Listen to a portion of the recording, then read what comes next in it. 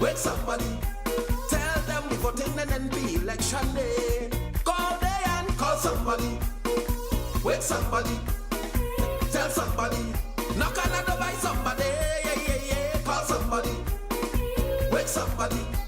Tell them we voting in NP election day. This country moving and there's no turning back. So let's keep it going, cause we on the right track. I'm calling everyone. If you love this land, come on, everybody, and play your part. Go there and call somebody. Wake somebody. Tell somebody. Knock on the door by somebody. And when you say, call somebody. Wake somebody. Tell them we voting in NP election day. Go there and call somebody. Wake somebody. Tell somebody. Knock on the door by somebody. Yeah, yeah, yeah. Call somebody. Wake somebody. Tell them we voting in NP election day. And when you say, we all must agree that we come a long way with proper leadership, and we show together a leader with vision, a people's champion. Call him Dr. Kid Claudius, get it done, cause he gonna do it. Call somebody. Wake somebody. Tell somebody. Knock on the door by somebody. And when you say, call somebody. Wake somebody. Tell them we voting in NP election day. And when you say, call somebody. Wake somebody. Tell somebody. Knock on the door by somebody. And when you say, call somebody. Wake somebody. Tell them we voting in NP election day. And when you say, call them, call them. Wake them, wake them. Tell them, we voting in NP again. Call them, call them. Wake them, wake them. Oh God. Development we seeing, investors we getting, the construction industry, walk all over the country, a growing economy, a better working country. Come on everybody and join with me. Go there and call somebody. Wake somebody. Tell somebody. Knock on the door by somebody. And when you say, call somebody. Wake somebody.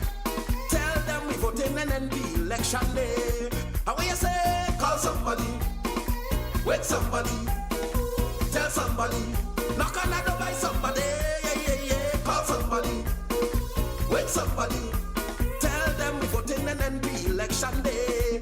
And when you say, call somebody. Wake somebody. Tell somebody.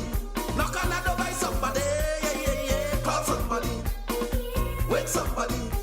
Tell them we voting in NP election day. And when you say, call somebody. I say, call them, call them. Wake somebody. Wake them, wake them. Tell somebody. Knock on the door by somebody. Call somebody. I say, call them, call them. Wake somebody. Wake them, wake them. And when you say, call somebody. Wake somebody.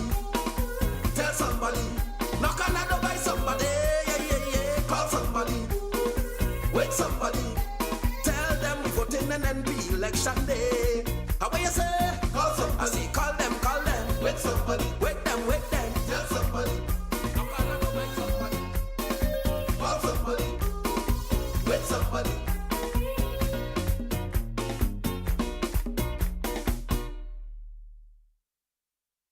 Are you ready? Move it. Yes, we move it. Move it. And then yes, we move it. Move it. Yes, we move it. Don't stop. Don't stop. Don't stop.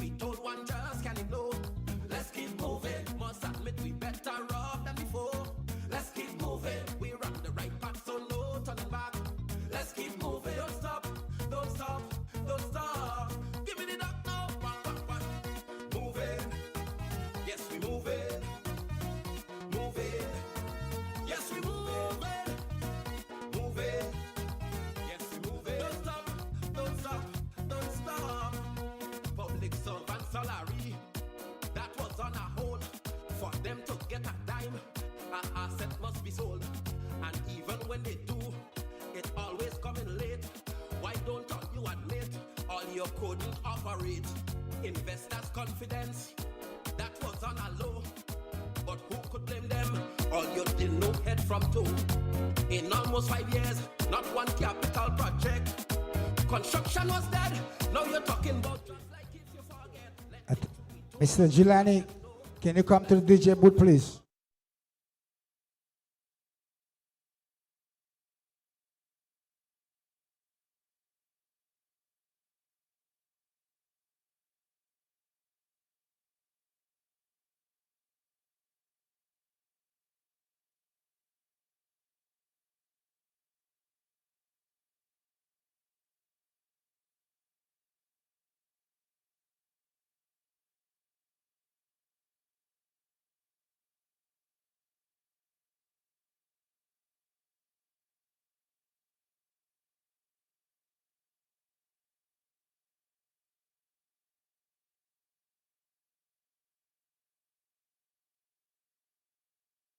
We can go back there no more. Not saying we reach, but we on that path. So let's keep moving. With NNP, there is no turning back. Let the truth be told, one just can't ignore. Let's keep moving. Must admit we better off than before. Let's keep moving. We're on the right path, so no turning back. Let's keep moving. Don't stop, don't stop, don't stop. Give me the duck now. Moving. Yes, we moving. Yes, we moving. Moving. Yes, we moving. Don't stop, don't stop, don't stop. Public servant salary.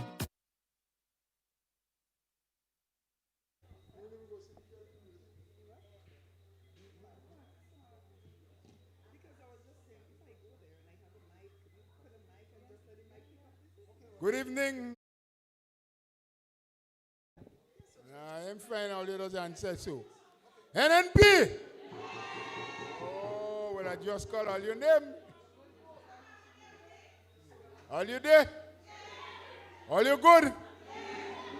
All right. Well, we in River Sallee, St. Patrick's East. Yeah, and I hear the drum rolling and it sound like Northeast. Anyway, in everything that we do in our party, we'll always like to put things in its right perspective.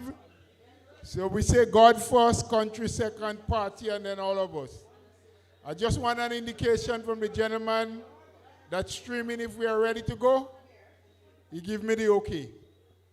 So friends, we are about to start, and I will call on our dear sister, Lynette John, to come and acknowledge God's presence among us.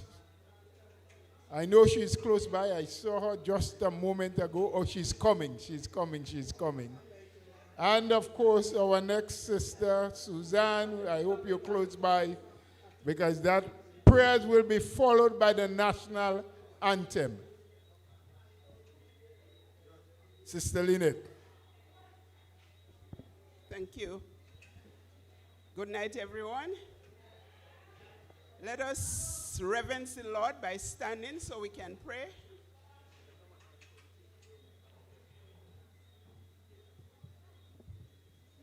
Almighty and ever-loving Savior, Master Divine, Redeemer, Lord and King, we come before you, dear Lord, on this occasion, giving thanks and giving praise for your blessings upon us.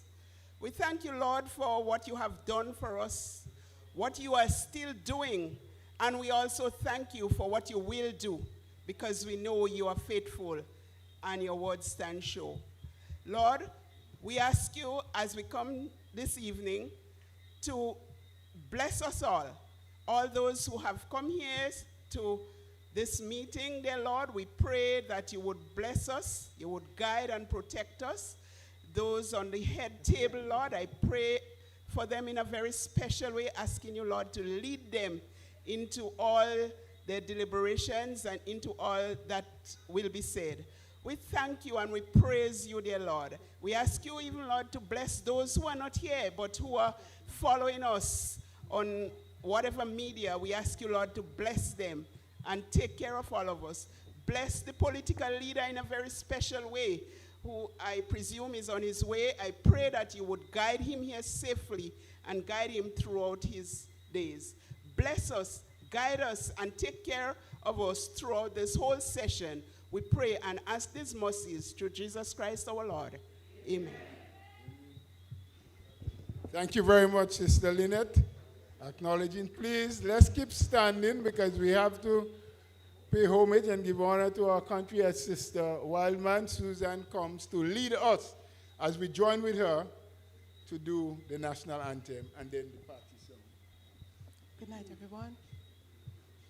Hail, Creator, land of us, we pledge ourselves to thee. Heads, hearts, and hands in unity to reach our destiny. Ever conscious of God, being proud of a heritage, may we with faith and courage aspire, build, advance as one people, one family. God bless our nation.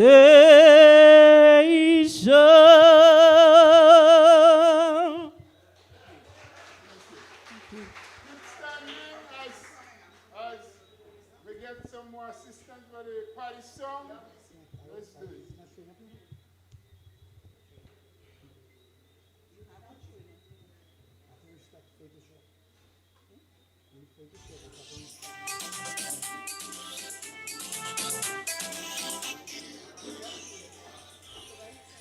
Oh, you can count on me, working for my party, faithful I will be.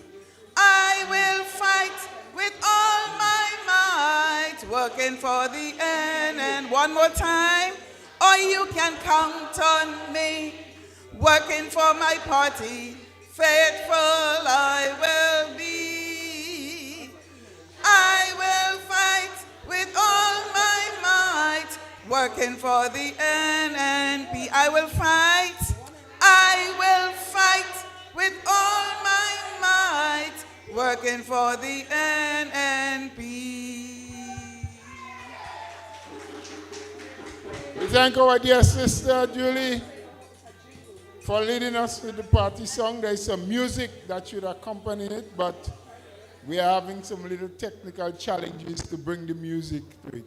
Nevertheless, we need to move on. Pretty soon, we'll have a full contingent on stage, many speakers with a lot to say. So at this time, I'm calling on Mr. Deron John, or Alexis, sorry. Why everybody knows should be John. He is coming to give a welcome and a few brief remarks on behalf of his constituency. Good afternoon. Good afternoon to everyone. With protocol already been established, I'd like to recognize Honorable Clarice Modest Cohen, Honorable Mrs. Lewis, and our political lead, Bertrand John. It is a true honor to stand before you tonight as a youth representative for St. Patrick's East constituency. This is a heartfelt welcome on the behalf of ourselves and our political lead, welcoming each and every one of you to our zonal meeting tonight. In addition, I want to assure each and every one of you that the new National Party is committed in serving Grenada, Carriacou, and Petit Martinique. We are working hard, and not only to make your voice heard, but we are working hard to return in office so that we can better serve this tri-island state. Few words of hope. We are not discouraged. the NMP remain focused on your needs and aspirations. Even in opposition, we are prepared to force ahead for you, the people of Grenada, Carriacou, and Petit Martinique. We are working for you behind the scenes tirelessly, not only for you, but our future generation of this country and to come. Stay engaged, stay hopeful. The best is yet to come.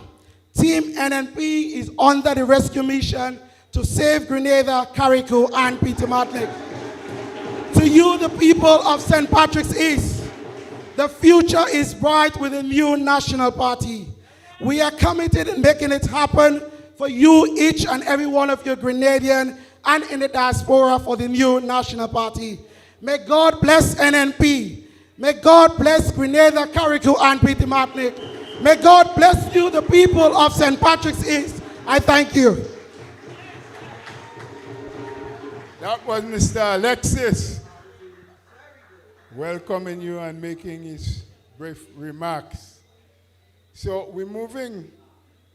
Our other song earlier on, Sheldon that sing it, he say, NNP, we move in. Yes? And we're moving in this meeting as well.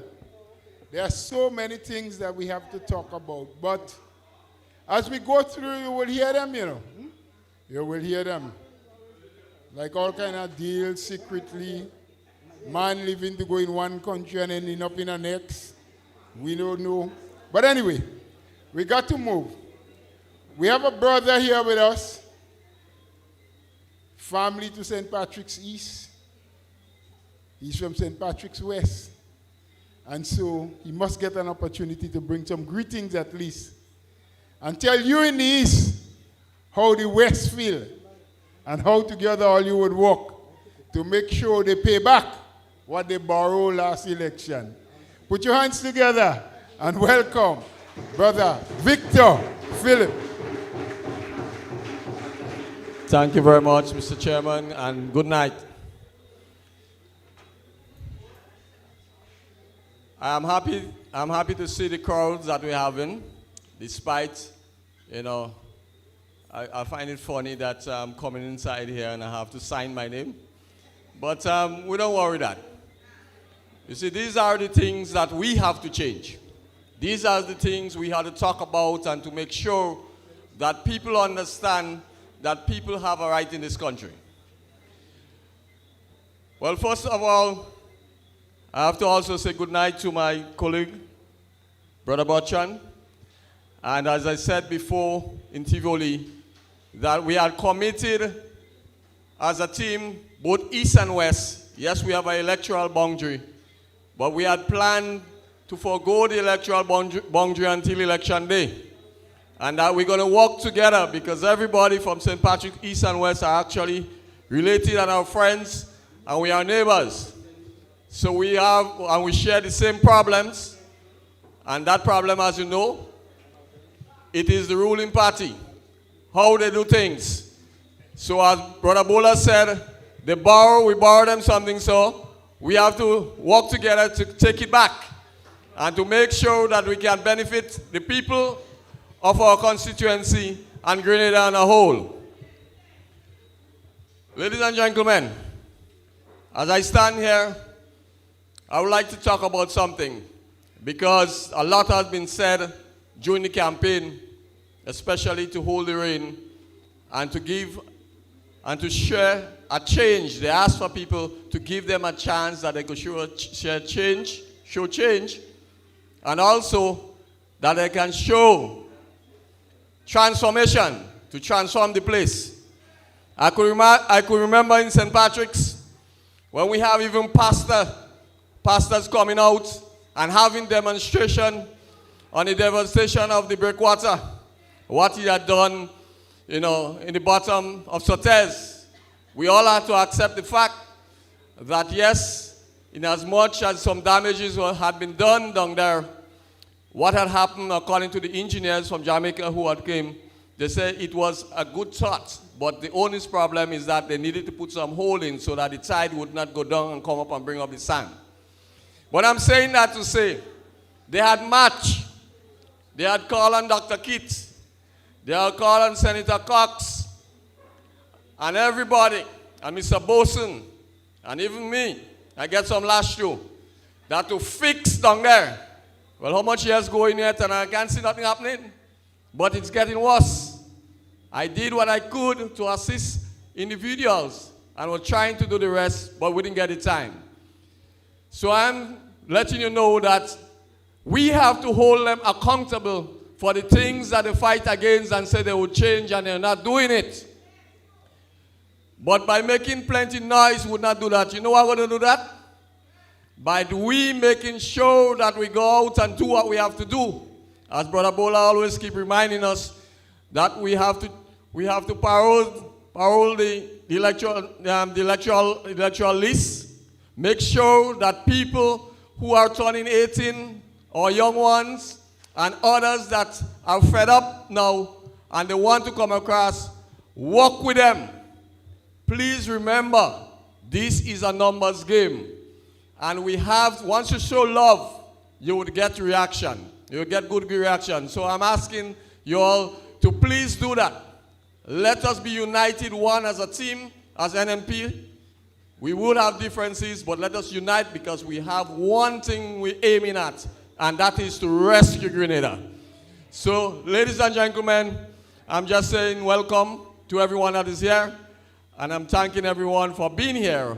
But let us do the work because we have, as a party, we have one thing to do, and that is what? To rescue Grenada. Good night and thank you. Brother Victor Philip. How we don't call him? Bello. You know that name? You like that name? Yeah, it means a good man, eh? Bello, Bello, Bello. We have to rescue Grenada. And for that to happen, we must do it together. Yes, we have to work together. But we have another gentleman among us. You ain't seen him, but I seen him. He there among us.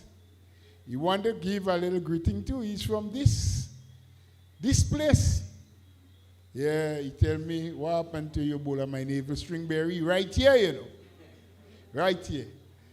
Brother Toussaint, he's been in the U.S., and so he wants to spend only a couple minutes to tell you a few things, maybe how we feel and what he thinks we should be doing to ensure that we could rescue Grenada. Put your hands together for Brother Toussaint coming all the way out of New York.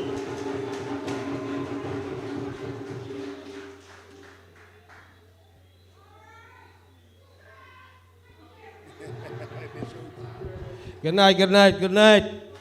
Good night to everyone. I'm so happy to see so many faces here. NMPites, let us say yeah, yeah. NMPites. Oh God, I like to hear that. All the doing thing, keep it up. I just want to bring you guys, oh sorry, my bad. Without recognizing the head table, I'm a little bit excited when I come home and I see an MP jive like this. I know we're going the right places. So let me officially start. Our head table, let me try to remember the names. Sister Kate, Sister Modest, Brother Bello, and Brother BJ, and Brother Bola. And to NMPites again, good night. Good night.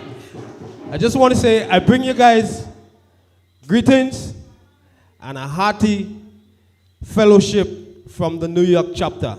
As trustee on the executive of the New York chapter, I want to say to you guys that our hearts and soul is always with you guys. We always, whenever you're in pain, we feel that pain. So I want to say to you tonight, hold the strain. Don't give up. When they think it's you alone that fighting, you got backup.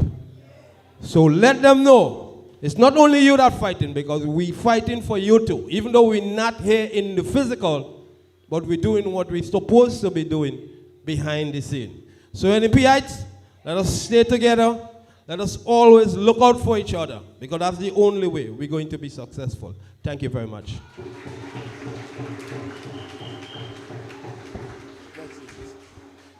That was our brother from the New York chapter. Yeah, they're not here in Grenada, but they're with us. In spirit, in prayer, and in some other ways that I ain't going to tell you about, because we just get a little support here and there, but we will keep that inside the family, yeah? Family business. Yeah, we ain't bringing it out. And you know, some of us have that bad habit, you know. When a little thing happens in the family, we want to bring it out in the public for everybody. Let's keep family business among family. Yeah? We know we had to try to do things right. We had to help one another. We had to talk to each other too. Because sometimes we see a brethren or a sister doing something that we know is going to hurt the party.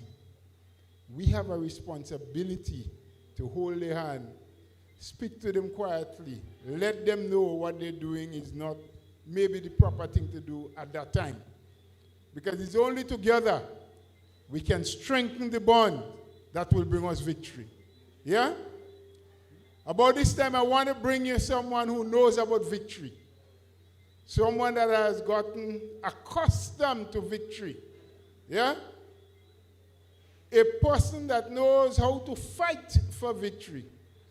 And she's going to talk to us for a while to tell us what we have been doing as a party, as a government, and what we will continue to do when we are victorious in the next round, because we would have done the work that brings us there. Let's put our hands together for our youthful member of parliament, Sister Kate Skeeter Lewis.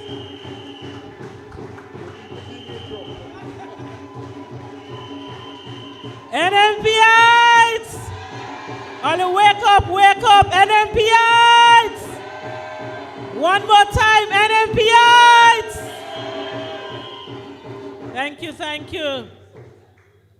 Thank you, our chairman, Brother Bola, who is our general secretary, and of course, other members on the head table, my colleague, Sister Dr. Modeste, Brother Bello, and Brother BJ. And I love to say to you, our supporters, NMPites, St. Andrew Northeast, and we are in St. Patrick's East tonight.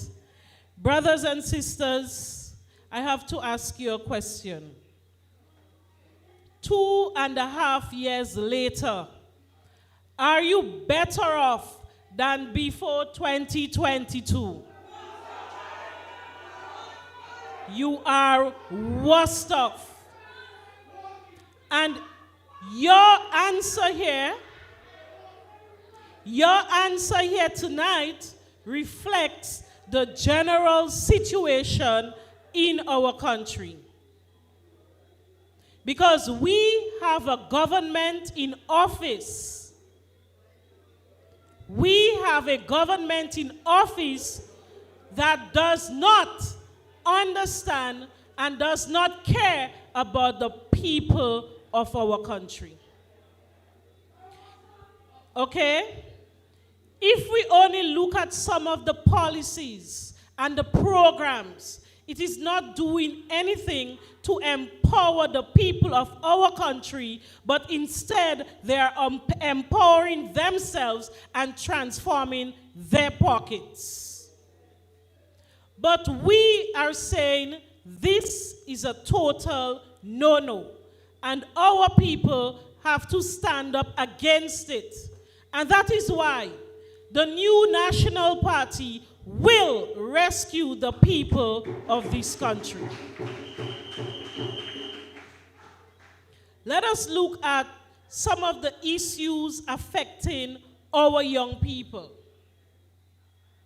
I am very passionate about the young people of our country. I spend a lot of my time with young people. And when you listen to them, they will tell you things are much difficult for them because the opportunities that they had before have disappeared. Opportunities for young people have disappeared. Coming from an election promise of transformation, of employment and sustainable development, these are not yet materialized for our young people. Instead, what have we seen? The programs that young people were engaged in, giving them opportunities to empower themselves, to upgrade their living standards and their status in life, has disappeared. 2.5 years, our young people were ignored by the current administration. Not one new program was implemented for them. And the programs that they met and heavily criticized were just there on life support. So less and less opportunities have been created for our young people. But we have been advocating, and we will continue to advocate for the rights of our young people because they deserve better. And what we are seeing now, that they have something called Youth Talk. After 2.5 years, you are ready to speak to the young people of our country? Well, our young people, they are not fooled by this. Because when we were in government, we were constantly speaking to our young people. We did not wait 2.5 years to call them to engage them. And this has only been done because we have been advocating for and on behalf of them. So what is happening? Nothing, no serious programs in place for the young people. So let's examine some of the things that they like to talk about that they check off in their they're ticking off in the book of accomplishments. They said $500 more to the Imani. Another misleading statement to our Imani. And they know, our Imanis know that. Because the majority of them were already receiving $1,200 and in some cases, $1,300. Those who were receiving less than that was because they did not meet a certain qualification. And they were given opportunities to increase their qualification by doing CVQ programs. And once it was successfully completed throughout their tenure, they were increasing in their stipend to $1,200. So to come and claim that as an achievement is a total misleading statement to the young people of this country. But don't worry, because they know. They know how much they were receiving before. And you know, our young people thought they were getting $1,200 plus $500, you know. Some of them actually got it. But what happened 1 month later? They took it back. This is what they did to the young people. However, we know and we say to our young people, no amount of talk, no, will prevent them from supporting the new National Party.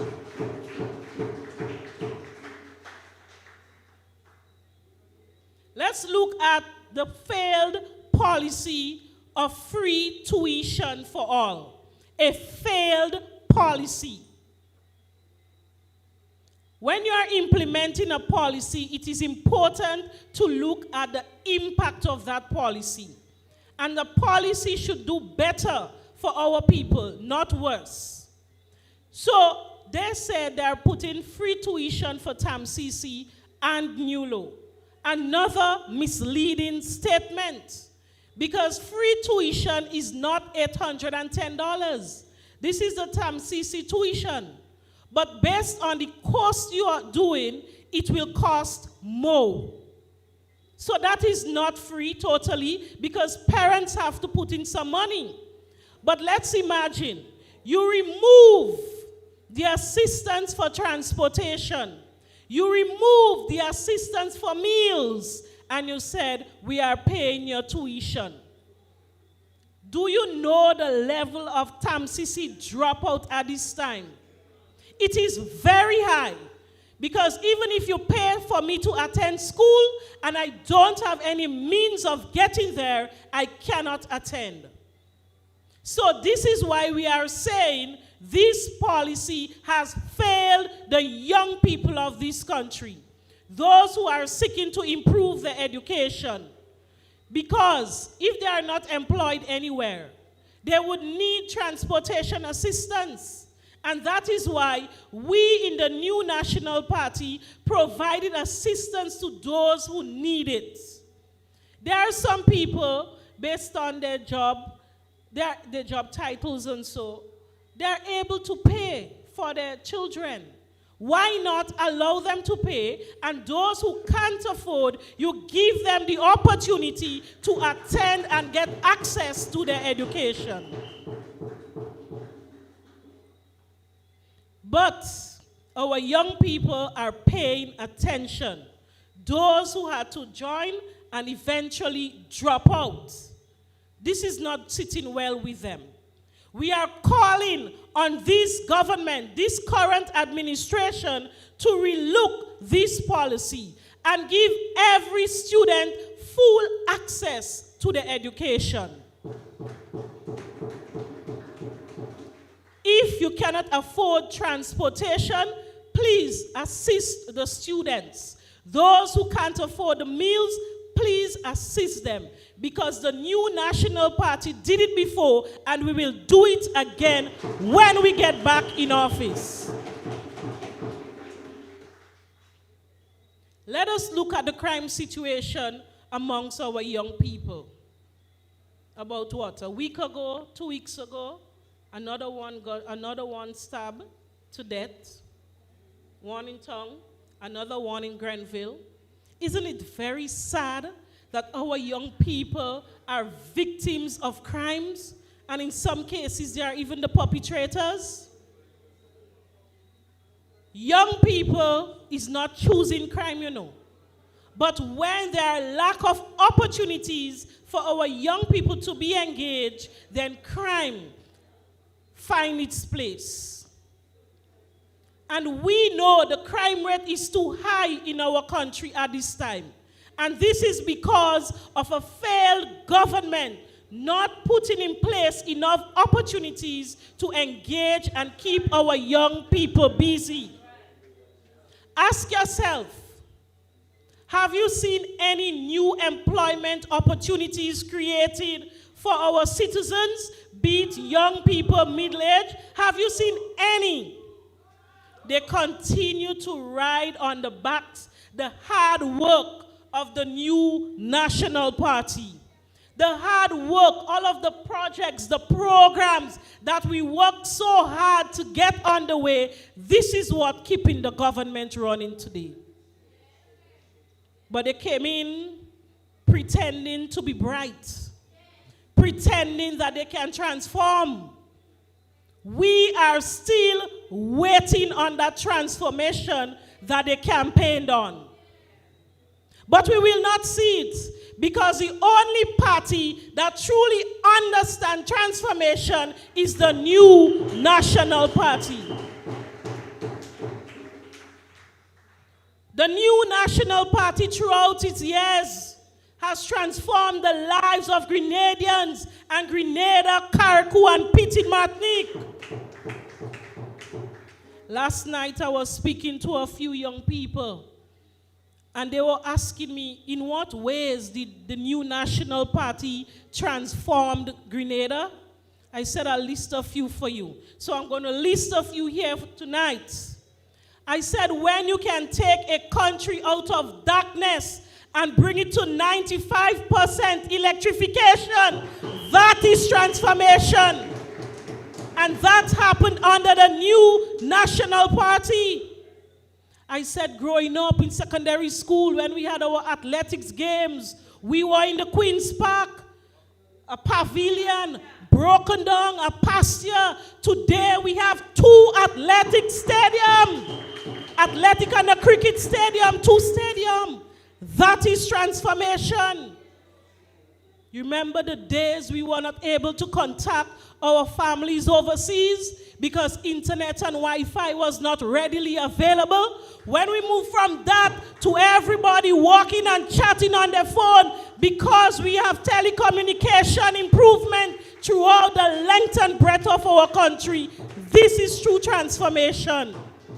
And I can go on and on. We had different ministries all over the place in broken down buildings. Today, we have a ministerial complex.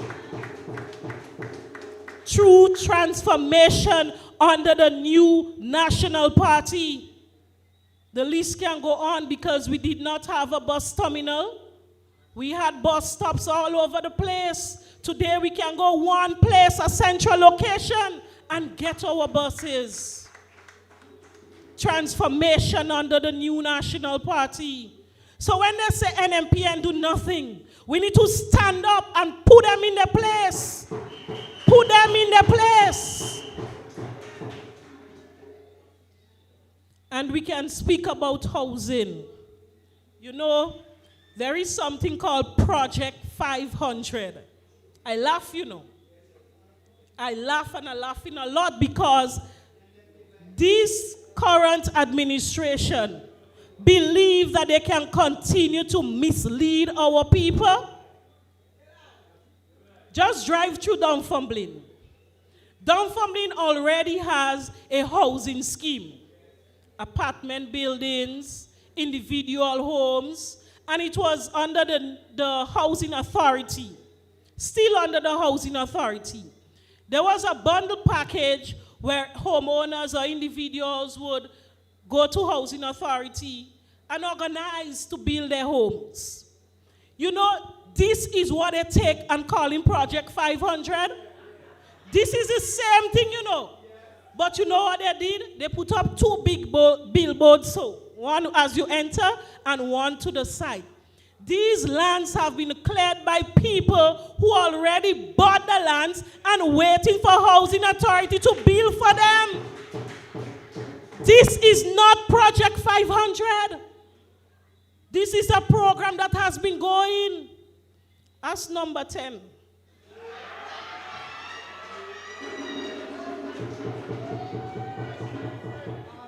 As number 10. She knows. She was in charge at the time. So tell them they fool some people during the campaign, but they can never fool people again. We ain't going down so. And the people of Dunfermline knows. They knows what has been happening. Okay, so all the houses that have been built there before, that was Project 100, 200, 300, we reach 500 now then. They need to be more creative than that and stop taking the hard work of the new National Party, changing the names of programs and projects. They changed the bushy name to beautification. Well, you have more bush than ever before. They changed the bathroom and toilet program to wash. So transformation is changing names. People, we know better. Let's welcome Sister Evelyn Pear.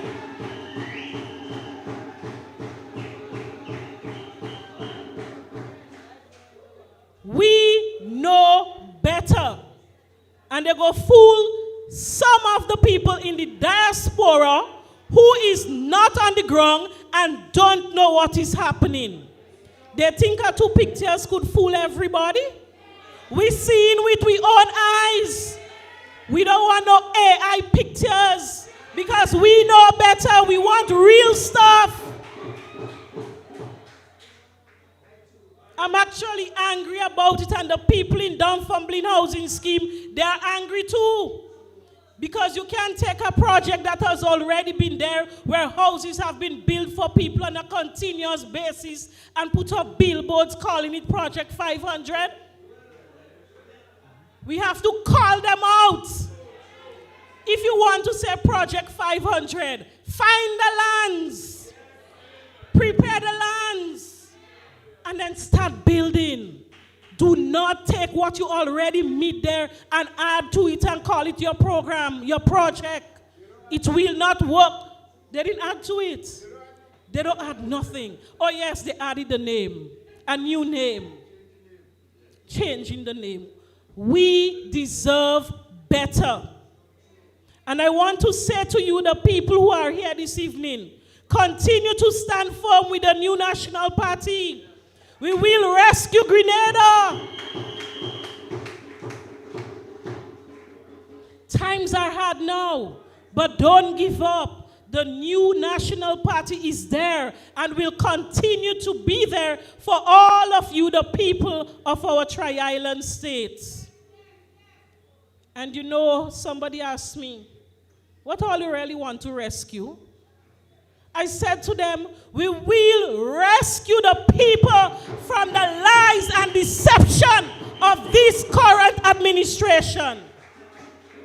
We will rescue our young people from the lack of opportunities to be engaged and to be empowered. We will rescue the people who cannot buy things in the supermarkets because the price is high, high, high. Do you know if you lose your NIS card now? Listen, listen. Okay, listen. Do you know if you lose your NIS card now, you have to pay $75 to get a new one? $75? So you moving from $0 to $75. Let's welcome our political leader.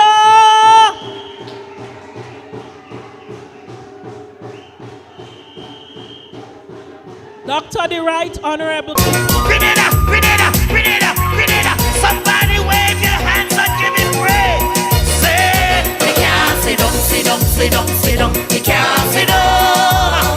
No, me can't sit down, sit down, sit down, sit down. Me can't sit down. Grenada, what you say? Me can't sit down, sit down, sit down, sit down. Me can't sit down. No, me can't sit down, sit down, sit down, sit down. Me can't sit down. Do you know why? For all he has done for me, how he set my spirit free. He even drank a bit of cup for me. No, me can't sit down. From Palaco to Calvary, he took the walk for you and me. Then they nailed him to a tree. No, me can't sit down. Thank you, thank you.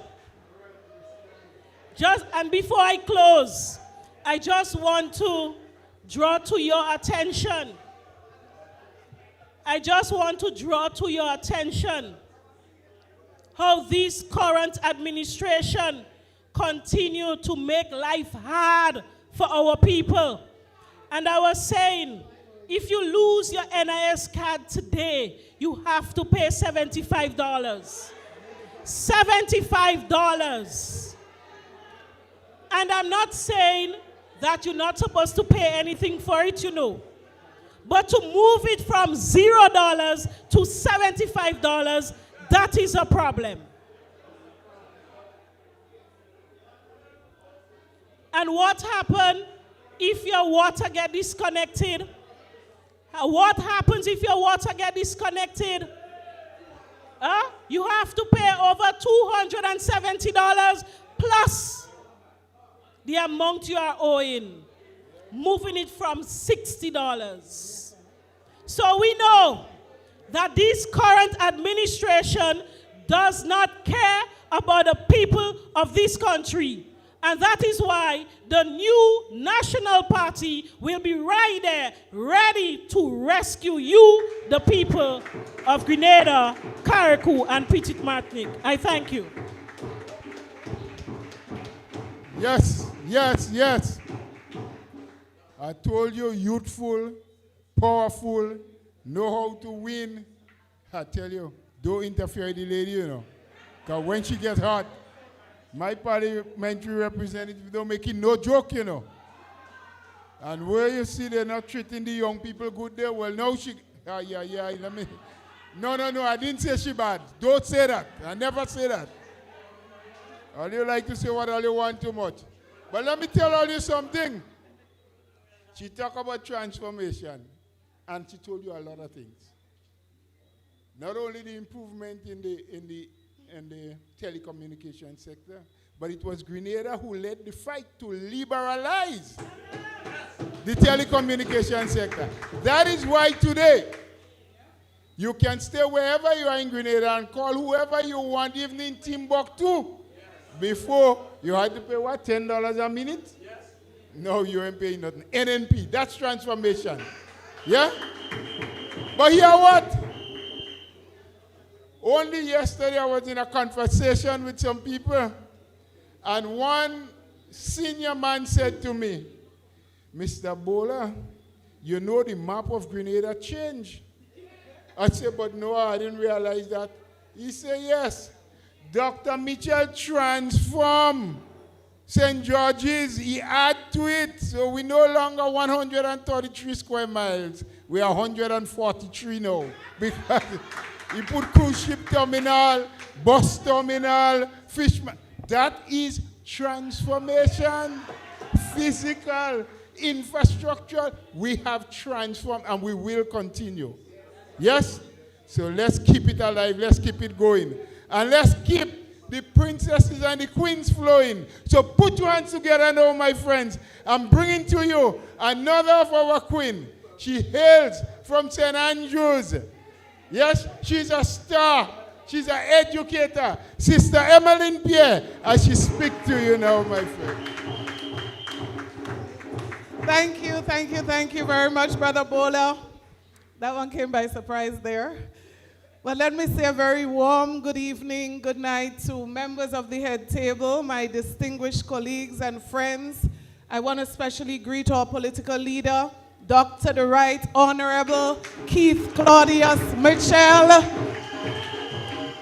Sister Clarice Modest Cohen. I also recognize Sister Kate this evening, our brothers from the north, Brother Bello and Brother Bertrand Drown. I greet all of you at the head table. Good night.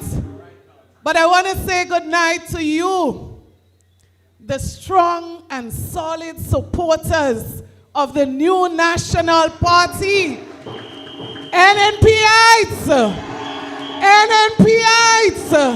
NNPites! I hear you. And there's so many people on the outside. Some people say the chair's too small.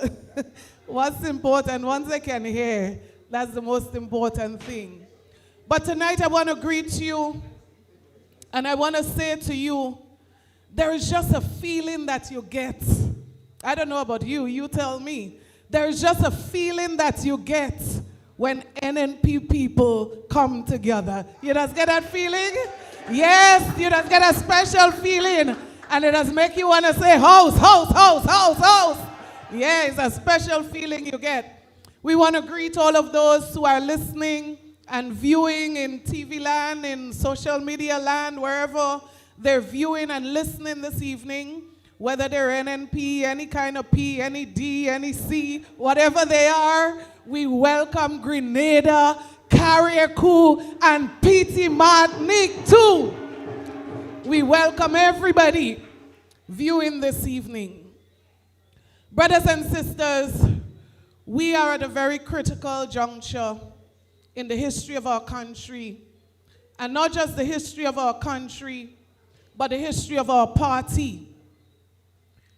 And if you are here this evening, if you are listening this evening, and you are a member or a supporter of the new National Party, I want to say to you that you have everything to be proud of, to be a member or supporter of this prestigious, noble institution, the new National Party.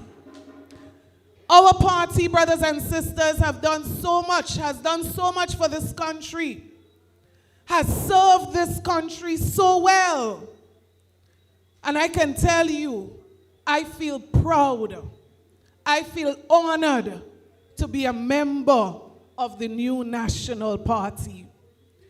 Brothers and sisters, no one could intimidate me about my support for NNP.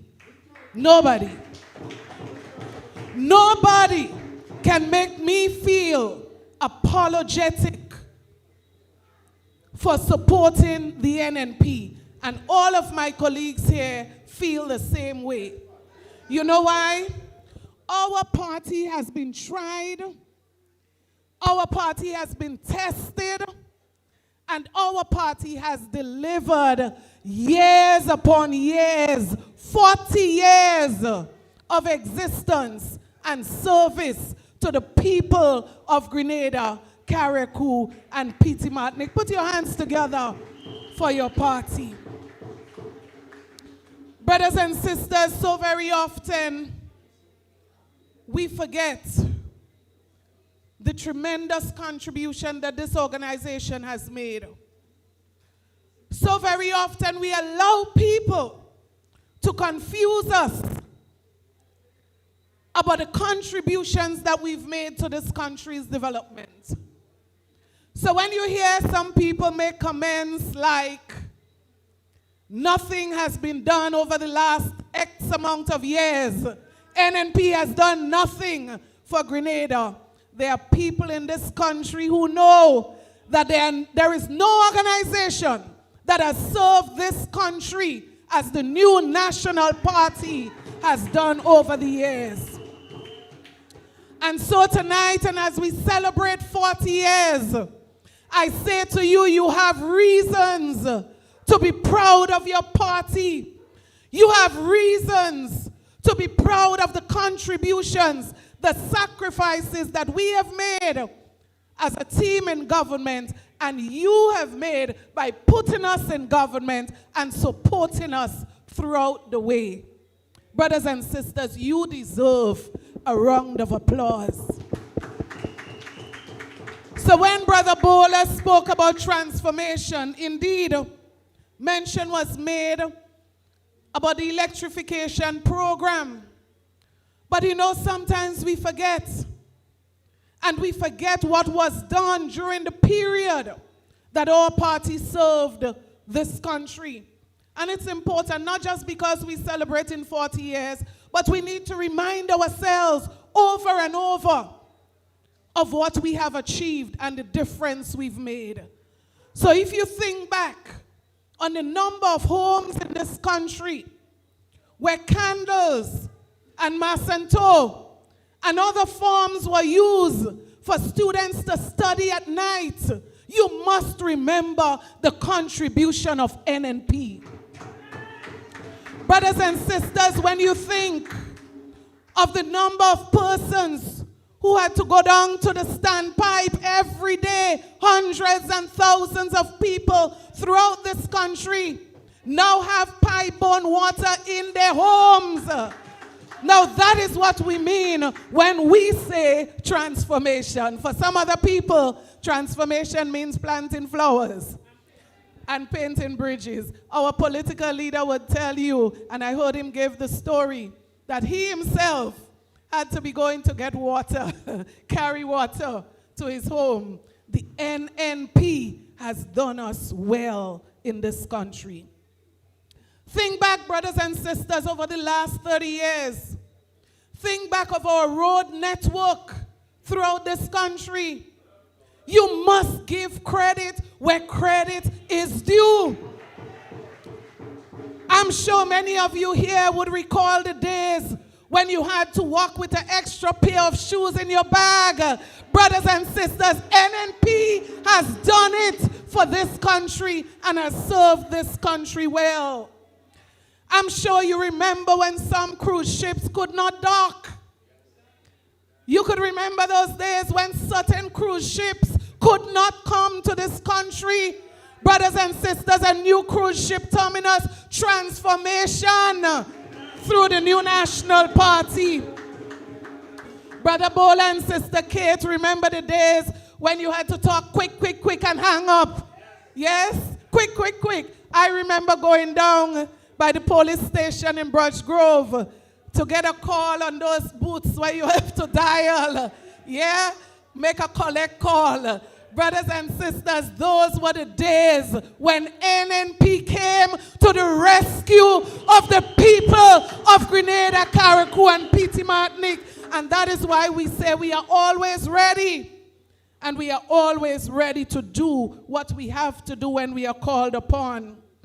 Brothers and sisters, online payment, government services, NNP, transformation, technology. You cannot speak technology and think of another party in Grenada but the new National Party. We started the technological advancement in this country through the regional leadership of our own leader, Dr. the Right Honorable Keith Claudius Mitchell. You know, we take so many things for granted, brothers and sisters. And this evening I want to focus on this because as we celebrate 40 years, we ought not to forget where we came from. Because it would be difficult for us to define where we are going if we don't understand where we came from and where we are today. So when we jump up in the stadium, brothers and sisters, whether it's Independence Rally, whatever it is, inside of the stadium you have people shouting and saying NNP has done nothing. A cricket stadium, an athletic stadium, contribution to sports in Grenada, Carriacou, and Petit Martinique. No one has done as the new National Party has done in the area of sports. Brothers and sisters, 600 housing units for the people of this country in collaboration with the People's Republic of China. Which other government can you point to that has made the significant contribution in housing as NNP has done? None. Not one. Brothers and sisters, youth development. We would take the whole night talking about youth initiatives that our administration would have implemented in this country. No other organization, no other party can take the kind of credit that NNP can take for youth development in this country.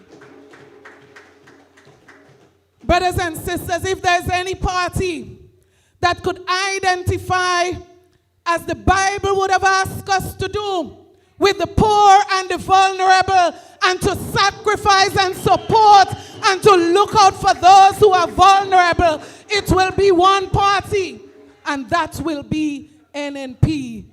So they're vexed with us. They don't like when we talk about support for people who need. So our safety net programs, or programs for the poor and the vulnerable of this country. Brothers and sisters, I say to you tonight, be proud. Don't be ashamed. Don't let anybody make you feel that you should not be proud of what your party has done for this country. But you know, and I feel a little bit emotional saying this one. Brothers and sisters, if you ask me, my own personal view, and I'm sure you would have yours, and I'm sure my colleagues have theirs. If you ask me to go back in the period of service of our party over the years to this country, and you ask me to identify the periods that you felt most proud of your party, I don't know what you're going to say. We may say different things. But you know what? When I think back of Hurricane Ivan, when I think back of Emily coming right after Ivan, and brothers and sisters on top of that having to deal with COVID-19, man, I tell you, I'm proud to be an NNP. Because I'm telling you, if we had to go through Ivan and COVID and Emily on the NDC, crapper, smoke, we pipe. And I am dead serious. I am dead serious. And I'm not saying this out of politics. I am saying this out of my simple observation of how NDC is dealing with burial. Man, I believe burial was a little test to check the competence, to check the capability, to check the resilience, to check the ability to respond. And if you ask me for my score, I would say they fail. And let me say why. And I'm saying this to say to you tonight, and I say to you, this is not political. This is about life and death. It's a very serious matter. Because you know what? God must have known why the entire Grenada, Carriacou, and Petit Martinique was not destroyed by Hurricane Beryl. God must have had a reason. Because I'm telling you what I am seeing, the only thing that I could say is thank God a small portion was destroyed. So the possibility of bouncing back is a little bit better. Brothers and sisters, when I look at what is happening in Carriacou since the passage of this hurricane, again I say cropper with a smoke we pipe if NDC had to deal with Hurricane Ivan or COVID-19. So while St. Vincent is announcing more than 1,000 houses repaired and built, Grenada cannot even count 50. You think these people would have been able to handle Ivan? And I say to you tonight on a very serious note, I'm not joking and this is not politics. I feel very emotional about this tonight. When we put people in office, we want to make sure that we have people that have the tenacity, that have the resilience, that have the competence to handle any kind of situation. Because you see, leadership is not just about nice talk and posing on TV and flying in helicopter. Leadership is a lot more. And leaders must be ready to face any kind of situation that they meet up.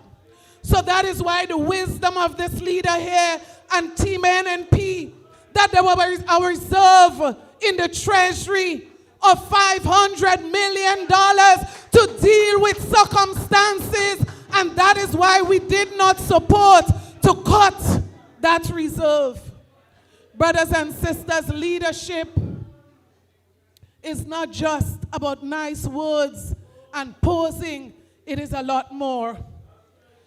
So when you talk about management of an economy, when you talk about crisis management, when you talk about resilience, when you talk about building back better, there is only one party that you could credit for that, and that is the New National Party.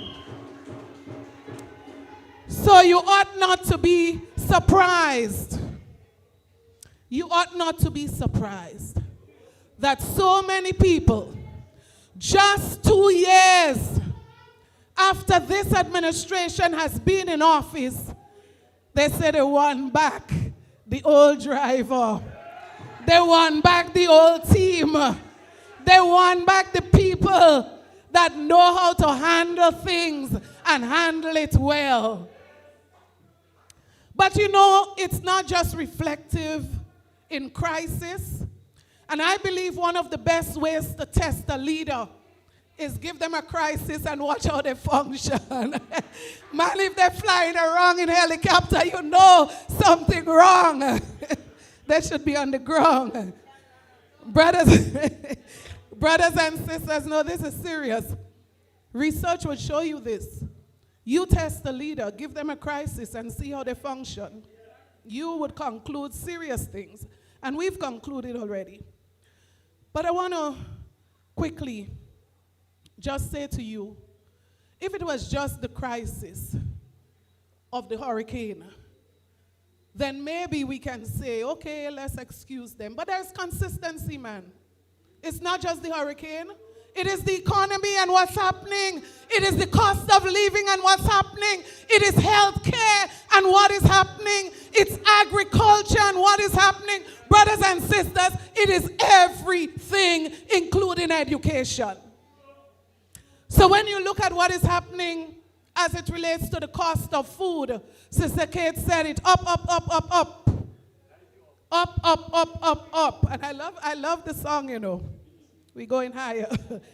And I would hope that this was not meant to include things like cost of living. Because whether you're talking food, medication, water, electricity, brothers and sisters, it's up.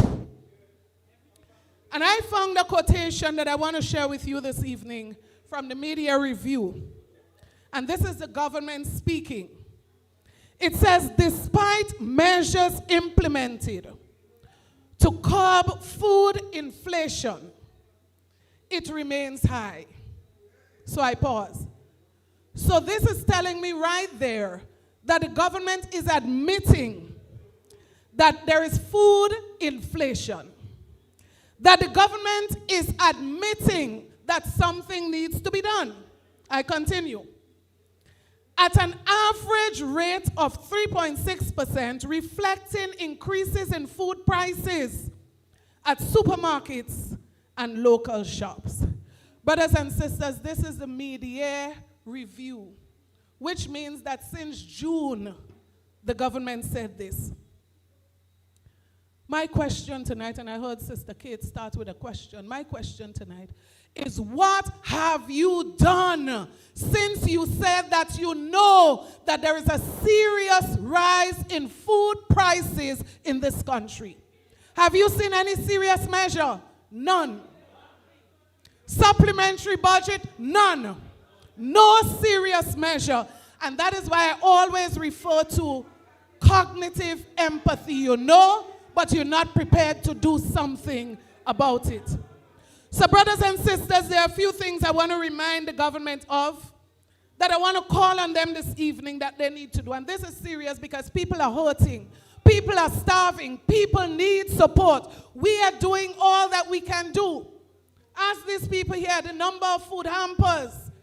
People who don't normally require help are asking for help. We cannot do it on our own. The policies of the government needs to change so that this thing becomes easier to deal with. So let us leverage the consumer protection legislation. There are things government could do. Let us revisit the food basket. Whenever there is a crisis or issue, you see us go to Parliament revising the food basket where we exempt people from paying more on certain goods. Brothers and sisters, what about daily paid workers? People in the Bushing program, Bush High like that, but we would not give poor people a day work so the money could circulate in the communities. Brothers and sisters, what about the imposition of tax on things like sugar, levy on water, more charges on water? We are saying to government, deal with these matters so that the cost of food can go down. Remove it and remove it urgently. Brothers and sisters, we spoke about the need for NIS to have additional resources. But we also understood the plight of the people, and we understood the need to balance. And so, brothers and sisters, we delayed the increase in NIS contribution for workers, primarily because of the plight of the workers and ordinary people. We are saying to this government, review your actions in that regard and find other ways that you could help NIS, maybe through the millions that we are making from the CBI program. Brothers and sisters, when fuel costs was going up around the world, as a cabinet we said we must do something. And so our administration took several steps. You remember the cap on the gas that was removed? You remember the non-fuel tax of 25% that was reduced by the NNP administration, we are saying to this government simply this: there are things you can do to reduce the cost of living. Too many people are hurting. One ordinary person today showed me a light bill, $459. Brothers and sisters, in the last week, the number of persons that have been disconnected, water and electricity, we are crying to the government to say, do something at a policy level to bring relief to the people of this country. Brothers and sisters, I close tonight by saying to you, if there is one thing that this NNP administration could have been credited for, I'll tell you what that one thing was when we were in government. Is that the NNP administration was known for listening to the voice of the people. So when the people cry, we answered. We took action to bring relief to our people. And so tonight I close by saying to the NDC administration, listen to the voice of the people of Grenada, Carriacou, and Petit-Martinique. God bless you. God bless NNP. Long live the new National Party.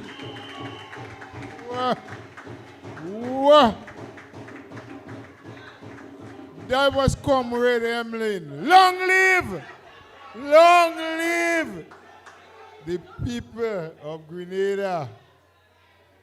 Oh, Monsieur Dick Mitchell, what are you afraid of, Berlin? Trouble in Grenada, Moshe Deacon. Man start eating man. Oh, we coming. Mr. DJ, give us something. Are you ready? Move it. Yes, we move it. Move it. And then yes, we move it. Move it. Yes, we move it. Don't stop. Don't stop. Don't stop. Old people, they say, back long time ago, if something can break, don't fix it, leave it so. And up to this day, this I still maintain.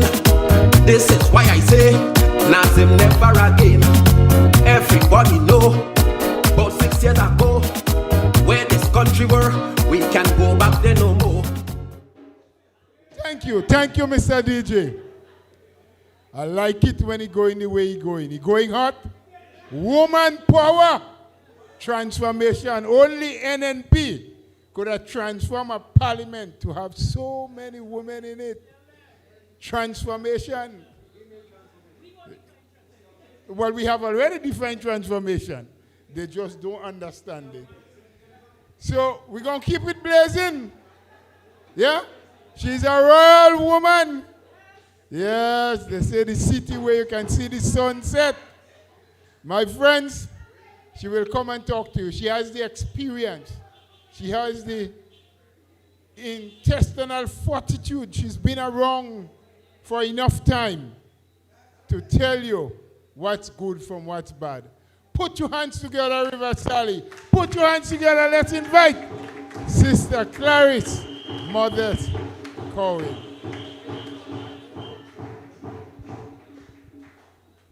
Thank you, Brother Bola. We always say that this is the best MC in the whole of the Caribbean and perhaps in the whole world. Give Brother Bola a round of applause. The best MC. Good night to everyone here and good night to those listening on whatever medium. Good night. I want to greet my colleagues at the head table. I want to single out the Mitchell of Transformation, Dr. the Right Honorable Keith Mitchell. Yeah, Mitchell and Mitchell, eh? I want to greet my sister Emmeline, my sister Kate, my little sisters, my two brothers, Brother BJ, Brother Victor, and of course, the big man. NNPites. NNPites. Good night. Brothers and sisters, after such eloquent presentations from my two sisters, I really wonder if I need to say anything, maybe the important Mitchell here, the Mitchell of transformation, should just come and close the rung. But I have just a couple things I want to speak about, and I want to try and keep it short. But recently, and I want to go back to what my sister spoke about, the concern, and she kept saying, do something. And we have to ask ourselves, in a time, compare the aftermath of Beryl and the aftermath of Ivan. We had no insurance money in Ivan. And so, Dr. the Right Honorable Keith Mitchell, he learned a lesson. And when this insurance opportunity of the CREF came about, he was one of the very first. Somebody say it take 15 years to do it. He was one of the first. And you know, the thing is, if I make a little mistake here, Dr. Mitchell might joke me and say, not 10 years, no, 5 years, not 15 years. But when you see the leader supporting the wrong things that are being said as though it was truth, we live in a very, very sad country where the leader can't lead. So, brothers and sisters, I bring up that because now we have gotten money from a number of sources. Some countries send money, we never hear how much it is, but they feel we don't have a right to hear. And then, on top of that, $118 million. And $118 million, and as was said by my sisters, and as we know, not one house bill in Karakou. So we must ask where the money go. And if we say there might be corruption, we have a right because we're not seeing where the money is going. And there is a saying, if he walk like a duck and he quack like a duck, he's a duck.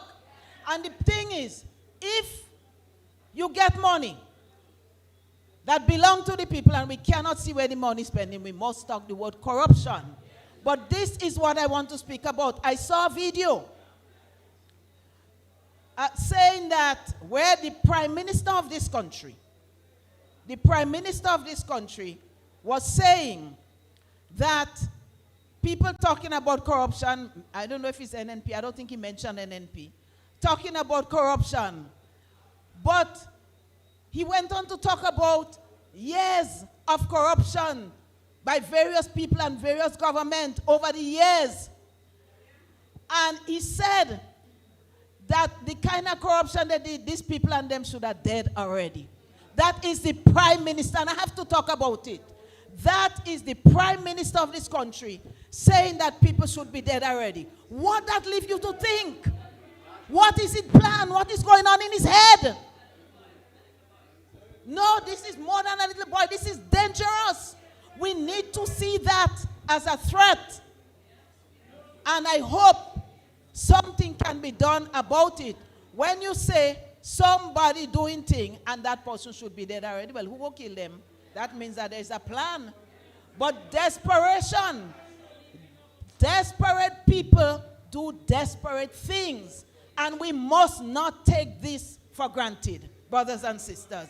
So I had to bring a little bit of, you know, a little levelness to bring us down to a bit of sober thinking. What does that statement mean? And I believe he owes it to us. He never feels he owes us an explanation for anything. You take a plane and you jump there and you go there, you hear the nation, the country might be experiencing a hurricane, you just leave Grenada and you go and you stay away. And you have us waiting for a press conference. And when you come and they ask you, well, what you have to say to the people, why you weren't there? And he said, nothing. That is how he sees us in Grenada. And I hope those who have not learned it will learn it. But we have to ask the Prime Minister of this country, with all due respect, what he means by these people should be dead already. Brothers and sisters, so I leave that for us to ponder. And I just want to talk a little soberly on the issue of health. Because you cannot forget health. That is our wealth. That is what keeps us going. That is one of the most important things to us in this country, health. There are other important things, but health is important. So it's a word that's been going around lately that I've been hearing privatization and I've been hearing statutarization. I'm not sure which one, but lately I'm hearing more statutarization. But knowing how this government operates, I wouldn't be surprised if they prioritize it. Just sell the hospital, sell all them clinics, and tell we people to make their own way with their health care. And he pretty much said we have to make our own way. So I just want to, in case some people don't know what statutarization is, I want to explain. Brothers and sisters, when you prioritize, you give it up completely. You sell it, and a company or an entity takes it over and manages it absolutely, however they want. When you statutarize, you give onto a board, a group of persons, the right to manage. So Nawasa is statutarized, Renlec is statutarized, Gravel and Concrete and other entities in this country, they statutarize. So they can put the cost up, cost of their commodities, whatever they're providing. They can bring it down. They can hire. They can fire. They can do whatever they want. But government still has a say. But when I heard, and they pretty much do a good job, except that now people can't pay for water and people can't pay for electricity. And we expect some measures, but that is where government comes in. And that is what a statutory body is all about. It's not fully privatized, and government has a say. So all that Sister Emlyn Pierce said, the government has the prerogative and the right to make an intervention and say, let's do something to ease the burden of the people of Grenada, Carriacou, and Petit Martinique. So don't let them fool us. They have the right to do that. So now they're going, they say statutarizing. Brothers and sisters, and I heard our Prime Minister say that if they statutarize the hospital and the healthcare system, it's the same as Grenlec and Nawasa, and I beg to differ. Because Sister Pierre talked about how many people their electricity cut. How many of them die? I mean, they're inconvenienced and they have a problem, but they won't die from that. If you water cut, you go by the neighbor and you'll get a little water. You go in the river and you wash, and so on. You go in the sea and bathe. Brothers and sisters, I want to ask you, and I want you to think about that. If you cannot buy gravels or sand to build a wall house, you get a little boathouse, you do something, you make do. But I want to ask you, if you cannot buy the medication prescribed for you, what do you do? Where do you go? If you cannot buy that important antibiotic to kill whatever infection is going on in your body, where do you go? What do you do? And that is why some people are saying the government is responsible for the death of some people because it did not provide the right medication in the right time to save their life, brothers and sisters. Our government, NNP, under the leadership of Dr. Keith Mitchell, he made sure that we paid the OECS PPS, those people who provided a lot of medication, so that we could save lives and keep our people healthy. And that we transformed the healthcare system by doing that and ensuring that we paid. Brothers and sisters, painkillers. All of us have gone through some pain. Sometimes you need just a little Panadol. Sometimes you need something stronger. And if you don't have that, where do you go? What do you do? Do you turn to? And if you, especially you do not have the money, what do you do? And sometimes you have the money, but it's not available in the private pharmacies. The government of the day, the other Mitchell government, has a duty and an obligation to ensure that the people have a certain basic basket of medication and services to provide for you. You deserve it, brothers and sisters, and we must insist on it.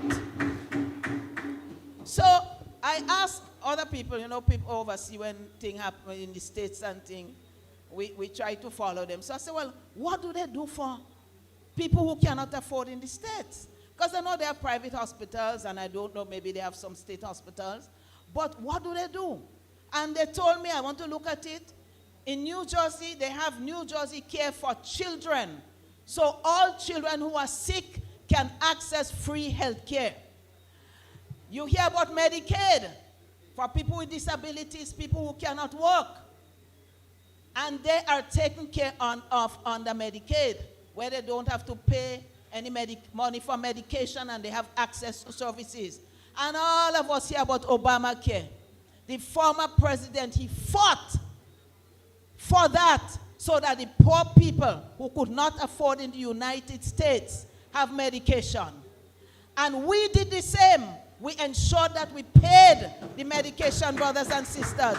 We made sure that we paid staff on time, so they were not as disgruntled as they are now. We made sure that we paid them on time, so some of them will be encouraged to stay. What is this government doing for health care, brothers and sisters? What are they doing, brothers and sisters? And NNP government, our NNP government in office, we worked unceasingly to start NHI, National Health Insurance, so that those who could afford to pay will contribute, and those who could not afford will benefit from it, so all of Grenadians would have access to health care. The first budget I heard the Prime Minister speak, our beloved Prime Minister, he spoke about national health insurance. Now you don't hear nothing about it again. He gone silent on it. But a lot of work was done by competent people. And I want to say to the Prime Minister and the government of the day, they need to look at, if they don't want to call it national health insurance, because everything we do, they change the name. They could change the name. That's their rights to do it. But make sure that poor people and people who maybe not so poor but have a lot to spend for health care, that they have access to health care. It is a right of a human being, and it is the right of every Grenadian, Carriacou and Petit Martinique. So brothers and sisters, I'm asking, what will poor people do? And sometimes it's not so much poor people alone. Sometimes according to the length of time you have a disease, according to the kind of medication and treatment you need, even if you had a little money in the bank, all could go in a short time. What will people, generally in Grenada, who need health care, what will they do? So I hear it's going to be from January. But staff, they said that other dates came before, from next month, end of month. But now I hear from the 1st of January, we could have it. No general meeting with staff to explain and to hear their concerns. One or two strange-faced people came, and when I say strange-faced, I mean they're not known, unknown people then. They came into the hospital, they talked to one or two staff, but they never engage everybody, so staff don't know what's going on, and maybe if they too cannot just come and ask a few questions and know what's going on in the hospital. So it is just because we are voicing your concerns, and they know that the people are getting restless. It's just a knee-jerk reaction. Let us see what we could do. Statutarize and privatize. No plan. Just as how they don't plan for education. They don't plan for this. They take 17-year-old children, 16-year-olds, and they say you have to go back for a year. When we ask them in Parliament, well, what is the plan? What you going to do? Up to now, 1 year later, not a plan for these young people, but you send them back to school. And that is the modus operandi. That is what they do all the time. And no explanation required. Brothers and sisters, are you hearing about the new hospital? I haven't heard a thing for a long time. Some big money spent to buy the land. Big money spent to buy the land. And we don't hear nothing again. Not a plan, not a meeting with the people, nothing, because of course the Prime Minister has nothing to say to us, to the people of Grenada, Carriacou and Petit Martinique. So brothers and sisters, healthcare is in chaos. Healthcare is in shambles. Healthcare is in a very, very desperate situation. And our people are feeling it. And when our people hurt, we hurt too, brothers and sisters. And I want you to take that very seriously. It have some people, they call in on the radio, they don't have nothing to talk about, you know. They say, and telling the Prime Minister he doing good. Well, why he don't fix the healthcare system? Why he don't do all of the things that were mentioned? Why isn't he transforming as he promised to do? And I want us to start speaking up a little more. The healthcare is at risk. Our doctors and our nurses continue to go away, brothers and sisters. Because if you do not have tools to work, then you really don't have a job. Where are you going? Nothing to work, and it is becoming embarrassing to them now. And so they have to look to go. I'm sure that a good percentage of these nurses and doctors who leave, if the conditions were better for them, they would have stayed and rallied with the people of Grenada, Carriacou, and Petit Martinique. So I want to compliment all of those healthcare people who are working hard. I want to encourage them to keep on keeping on for the sake of your nene, for your cousin, somebody, because you never know when somebody will get sick. For the sake of that little boy, that little girl, that elderly person, keep on in spite of what the government does. Hold on, because rescue is coming, brothers and sisters, and we will transform again the healthcare system for Grenada, Carriacou, and Petit Martinique. So, brothers and sisters, we are going to continue to be your voices. We are going to continue to agitate. But I think the government needs to have a little conscience to give us a hearing, to give you a hearing, brothers and sisters, and to say it's time to do something to save our people, brothers and sisters. Brothers and sisters, I want to talk briefly about something with agriculture. And I don't want to say too much because I know Brother BJ will talk about it, but there's something that he might not have been privy to. We in Parliament get a document called the Medium-Term Review. And the Medium-Term Review said that crops like nutmeg and cocoa and other important income-generating crops, they're falling. The production is falling fast. Right? And then beryl come and beryl make it worse. Right? So you would think that a government who get a gift in their hand, this Mitchell gave them a gift of $118 million, brothers and sisters. You would think that knowing before they were on the decline already, since even cocoa and nutmeg afraid the present government. Since they come in, they start to decline. They're afraid them. So, brothers and sisters, the point is that I want to make. They are privy to the document. They laid that document in Parliament. You knew that it was happening before. You know it has gotten worse. They also said that about 80% of these crops have been destroyed. Up to now, a number of farmers have not gotten anything. And instead of that, they hold a ceremony for the few checks that they have to take the powers and make Papi show, to hand over 2 little checks. And they say that they want Farmers Appreciation Day. The appreciation that farmers want is to give them the money that belongs to them so that they can develop the land, brothers and sisters, and guarantee food security in our country. And the hurtful part is that some of the people who get the money, nothing happened to their land.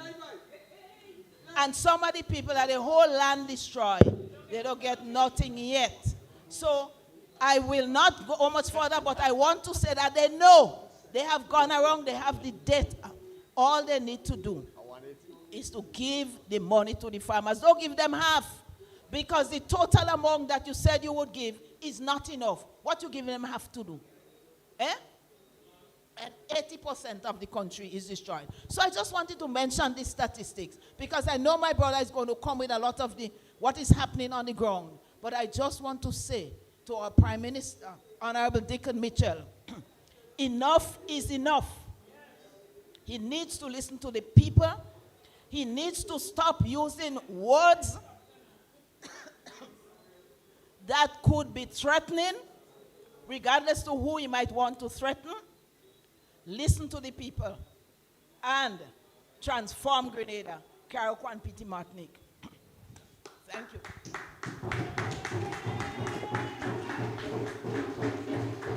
Let's hear it for Sister Modest. Nutmeg and cocoa decline. But while she was speaking, somebody telling me through the window, she making a mistake. It's not Mitchell and Mitchell. It's Mitchell and Michelle. I don't know. So I just saying, giving you the correction, what the person tell me in the window. So don't expect Michelle to do what Mitchell could do. So it's a difference. Anyway, we're moving on. See me, I don't like melee and confusion. You know, in this, I'm only saying what the people say. I'm the people's spokesman. So we're moving on. The time running. We have to get things going. Agriculture. Agriculture. When Sister Pierre was talking, she said, what happening in agriculture? What happening in education? She's supposed to say, what's not happening? Because nothing happening. But anyway, there's a man who's going to tell you about it. Because they say, the money come from the insurance. It gone in the treasury. Probably it have ants in the treasury. So that's why we don't know about the money. Yeah, so anyway, we're going here. So, St. Patrick's, you ready? Yeah, he coming. He coming. He going to talk on agriculture and a couple of other things. I don't know what he didn't tell me. But he is the present political leader for this constituency. So I want you to put your hands together as we welcome Mr. DJ with a little music, Brother Butch. I want to ball.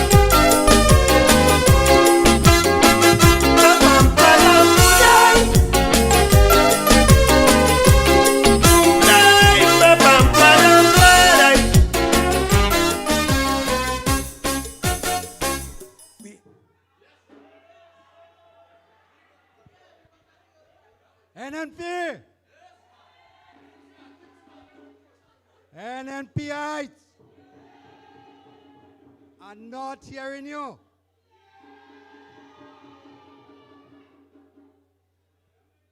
Good night, ladies and gentlemen.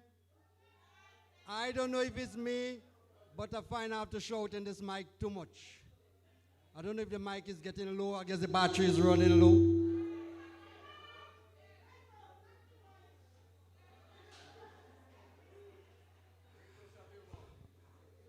All right, ladies and gentlemen, brothers and sisters, a pleasant good night. Love you as always and happy to see your faces. I want to recognize the head table, and I want to recognize a very special person. That in the name of Dr. Keith Claudius Mitchell. Let's big him up. Let us big him up. Colleagues, brothers and sisters, ladies and gentlemen, just looking at your hopeful, beautiful faces, actually don't know what to say now. I am speechless. Plus, Mr. Bola would have done gross injustice to me by having these very powerful ladies speaking before me. What could I say again? Just say something. Well, let me tell you what I'm about to say. Before we came here this evening, there was PTA meeting, Parents and Teachers Association meeting. And they said, BJ, you know something? They have just make us sign a document that we're not able to attend political meeting and speak in political forum and X, Y, and Z. And you know something? They said, BJ, we will leave something in this school, inside this building, for Dr. Keith Mitchell. You have to look good to see it.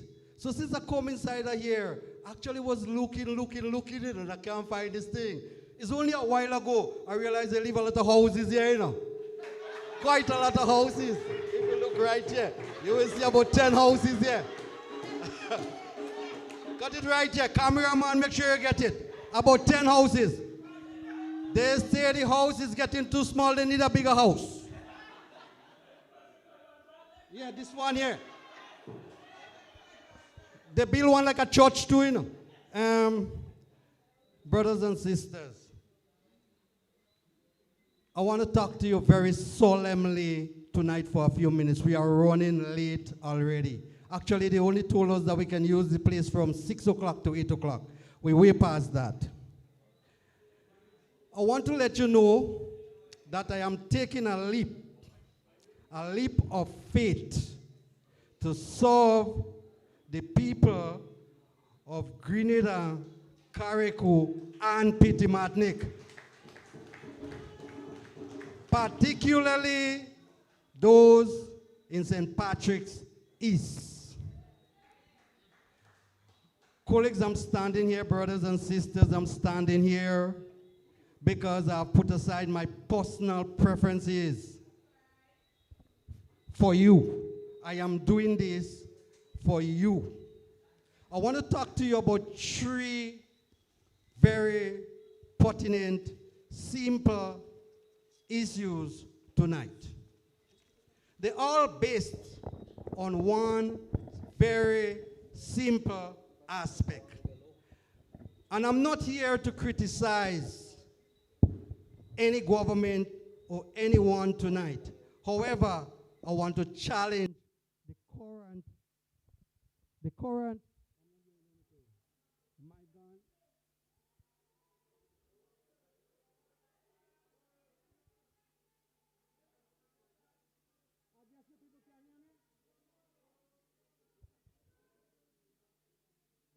juice.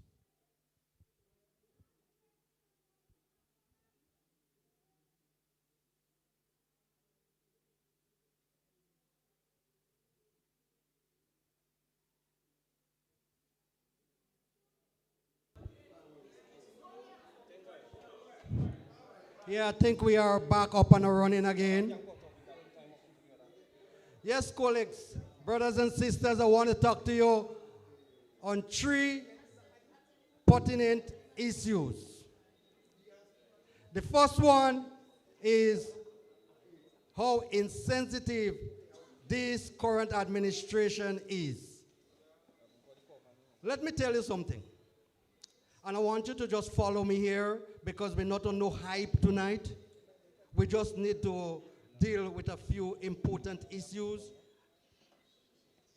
Which normal person, which normal group of people that going to look at the elderly, the needy, the vulnerable, and the poor in our country and take $150 away from them? Which normal person that's going to do that? Somebody need to tell me. Ladies and gentlemen, we are dealing with some very insensitive people in our country. And let's face it, brothers and sisters, our rescue team is sitting right here. Our rescue team.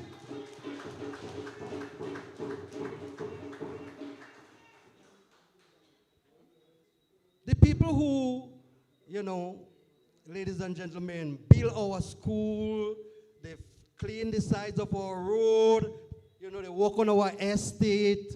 How comes we can, you know, what get in our head that we can take $150 away from them? I wonder if these guys them understand what is the cost of living in Grenada. I'm not sure, because that's not the work of normal people. That's the work, all right, from the pit of hell. And we need to correct that. We need to correct that. We need to let this administration know in no uncertain terms that they cross line and we're not leaving this one unchecked. Ladies and gentlemen, the second issue, brothers and sisters, that I want to talk to you about is how they are dealing with our farmers in Grenada. This kind of disrespectful behavior, we're not going to tolerate it. Next election, we're going to vote those people out and put the appropriate people there to handle our agriculture sector. There is no two ways about that. Next election, we're getting these people out so we could have true and genuine transformation in our agriculture sector.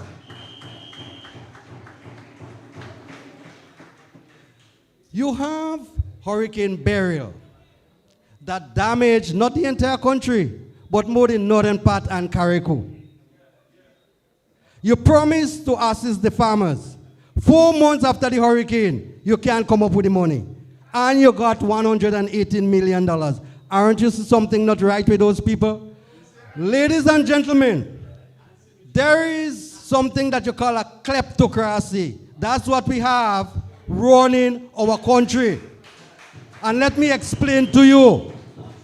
A kleptocracy is a group of people who come together to rob the country of its resources. That's what's happening. And I am saying that as far as I'm concerned, as far as the people of Grenada is concerned, I don't know how long we're going to tolerate that kind of behavior. I don't know how long we're going to cope with that kind of behavior and attitude. Sister Emmeline and Sister Kate spoke about the high cost of living in our country. And I'm not sure if those folks understand what it is to go in the shop with $100. You know, the other day I go to the shop with $100. I buy 3 things and I paid. And the lady said, BJ, you owe me $15, you know. I didn't have more money, you know, to beg for like a credit. Yeah. Ladies and gentlemen, those are the kind of things that we face on a daily basis. And these guys don't understand that, hang on, there are poor people in our country. While you are taking $150 from the poor, the ordinary people in our country, the vulnerable people in our country, you are increasing your pay by, what, $25,000? 100%, somebody tell me on the side here. Well, when you decide to do those kind of things, you don't expect people like me to sit quiet. Because, let me give you the reason. It is the people in my constituency that bring me up. Our parents didn't have much. And when I was passing, it was the people in this village, it was the people in Rosehill, it was the people in Sotes that see my mouth very white, my mouth lip, and say, BJ, look up at the food. Those are the people that grow me up. And today, I'm not going to sit idle and let a group of vultures is the right word, terrorize those people. It not happening under my watch. It not happening once I have life. Ladies, the third point, ladies and gentlemen, brothers and sisters, the third point is to deal with the youths in our country. And I need to take a deep breath. How difficult it is to create opportunity for young people in our country. Sister Kate did it, and Sister Emmeline Pierce spearheaded it. So it's not like we are entering new territory. This is something we are accustomed doing. And I'm saying that, hang on, all is not lost. The young people need to listen, and those who are parents here, when you go home tonight, call the younger folks, put them sit down, and say, hang on, you know something? Tonight, we met the group of people who had transformed the young people's lives in Grenada. We have done it, and we will do it again. Ladies and gentlemen, as I said, I will be short. I guess you get the gist where I'm coming from. I guess you get, what it is I'm telling you. But I cannot leave here without letting you know, brothers and sisters, ladies and gentlemen, that your only hope is the new national party. So when you hear those folks through the social media, bandits and old crooks, don't let them fool you. Don't let them cause you to be despondent. I just want you to know one thing. NNP is much stronger now than before. We are stronger now than before. And ladies and gentlemen, if they want to prove it, just call the election date. Have a good night, ladies and gentlemen. Take care. That was BJ for you from St. Patrick's East.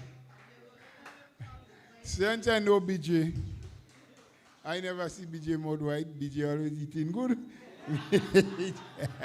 But anyway, I learned something tonight.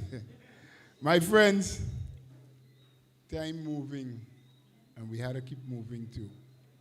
Yes, all you only watching all your time. Yeah? All you have all your big jersey, man, keep moving. NNP, we moving. Yes? So, as I always say to you, you come here, you get the message. You get new information. Don't keep it to yourself.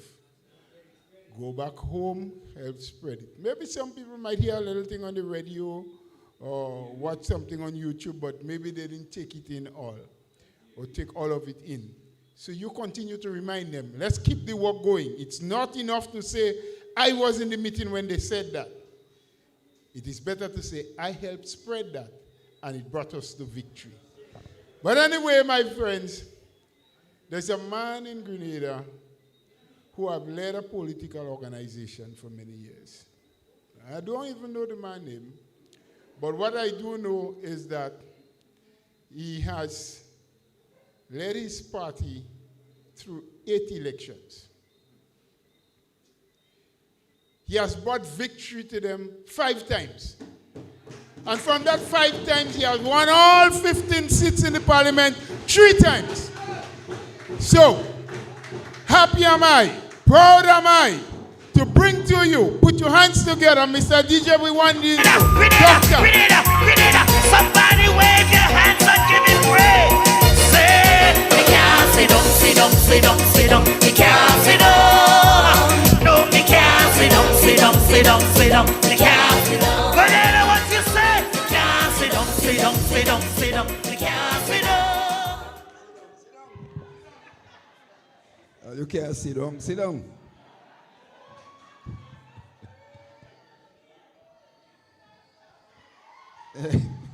Thank you, Brother Chairman. Of course, our sisters who are here with us, Sister Emlyn, Sister Clarice, Sister Kate, my brother Vijay, of course, Bello, and all of you, my wonderful sisters and brothers who are here this afternoon and this evening. I am happy, of course, to speak to you once again. But before I say anything more, I just heard something that troubled me. I understand you had a meeting here this evening, and someone asking you to put on your name and a piece of paper. Wait now, all you did that? So why you do it? Let me tell you something. We're not living in any Gestapo society, yeah? This is a free, democratic society. Those people running the country now don't have a clue about governance of anything. They're into their own self and their own head. And they're thinking that all of you are little children because they never mixed with people before. They don't know people. So they're all about themselves. Don't let them make a fool of you. I am not going to condemn the gentleman or whoever was there asking people for a name. Those who ask him to do it are the ones I'm telling you that you have to be careful with. Because you have no right to give your name to anyone in attending any meeting in Grenada, Carriacou, and Martinique that you wish to attend. Because the only reason they could want that name is to look at it and victimize people as they were doing before. So why would you give them your name to victimize you or your family? Don't do it. Just say stoops.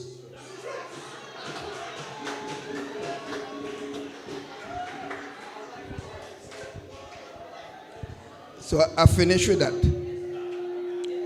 Sisters and brothers, let me tell you something. I want you to listen to me very carefully. I won't be long because you have had enough food for thought this evening. But, you know, in life, when things are going good for us, in anything, whether it's business, sports, politics, anything, and someone is doing a good job, we tend to believe that anybody could do the same thing. So we make change, and we think things will run the same way. Friends, and that's what is happening to our country today. Do you realize that every time this NDC gets into office, the country suffers? Tell me, anybody here will tell me no. I don't. I've been around in this politics over 40 years. Anytime they say NDC is in power, the country stagnates. And every time NNP had to come back in and get the country moving again. And after 2-3 terms, people get tired. They want change. They want change. Sisters and brothers, tonight I want to tell you a basic facts about your politics that you have to be careful with, because I'm not always going to be there in the politics. But there's something I want you to remember always about governance and managing a country. I want you to know what made NNP successful in the times that we were in government. Before I go there, I want to give you a joke.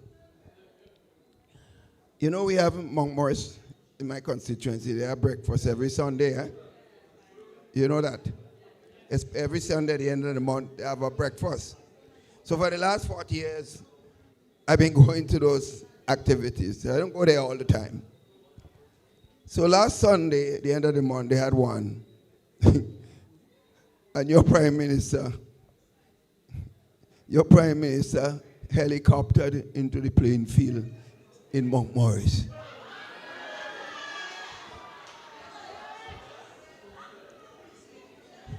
Your Prime Minister helicoptered into the playing field where they're having the breakfast. And everybody was in shock. So listen to this thing. Listen to this, just listen carefully. A brother called me and he said, "Doc, how we ain't see you in Mount Morris this Sunday?" I said, "Boy, I'm looking for a helicopter and get one yet, you know." Get one. Because after a man riding a helicopter, I can't drive a car, you will look bad. So that's why I didn't go. Because I didn't have helicopter. The point I'm making is, you see the whole stupidness taking place in this country? This guy who is now in charge of this country, I don't talk about it too much because I don't want anybody to believe I have a problem with the person. I don't have a problem. I have a problem with the behavior and the attitude. People are suffering in the country. People cannot feed their children, but you're riding in a helicopter in a small country as Grenada, Carriacou, and Piedmont. And how come supporters of the National Democratic Congress not telling this young man to behave his damn self? Somebody must talk to him. He's making a fool of himself and the country. So I just wanted to make this point. In a way, I gave a little joke. But I give a little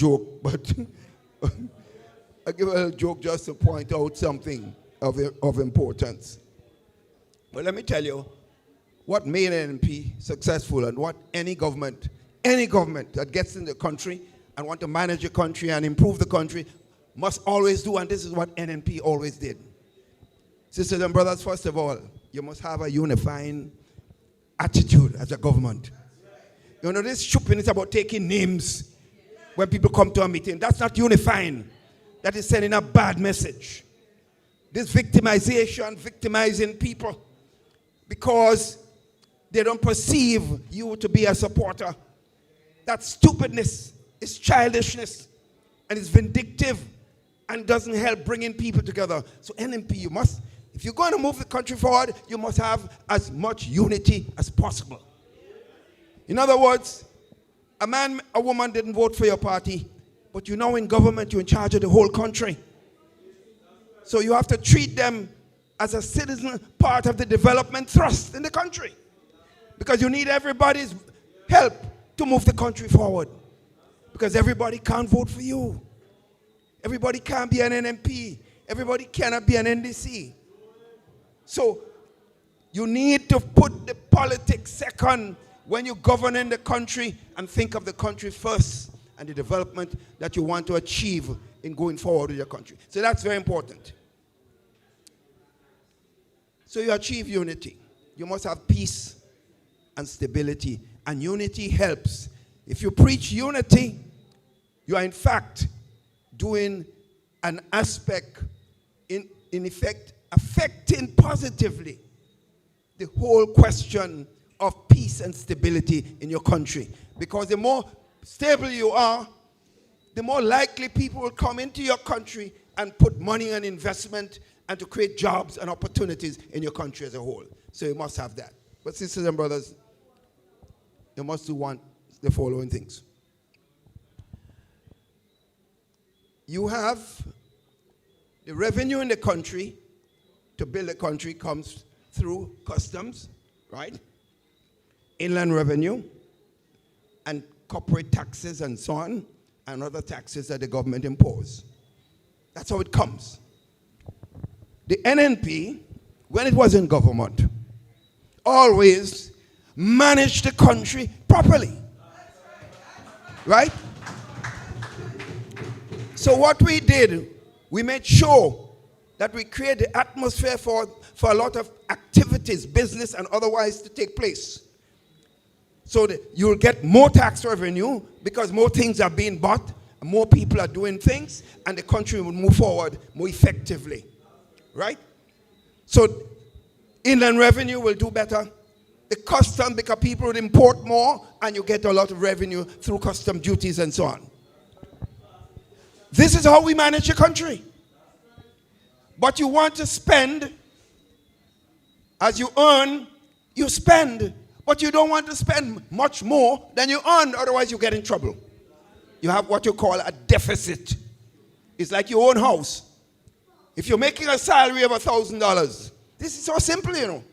But these guys don't have a clue. You're making a salary of $1,000 in your house, but every month you're spending $1,200. So what will happen after a time? You must be in trouble.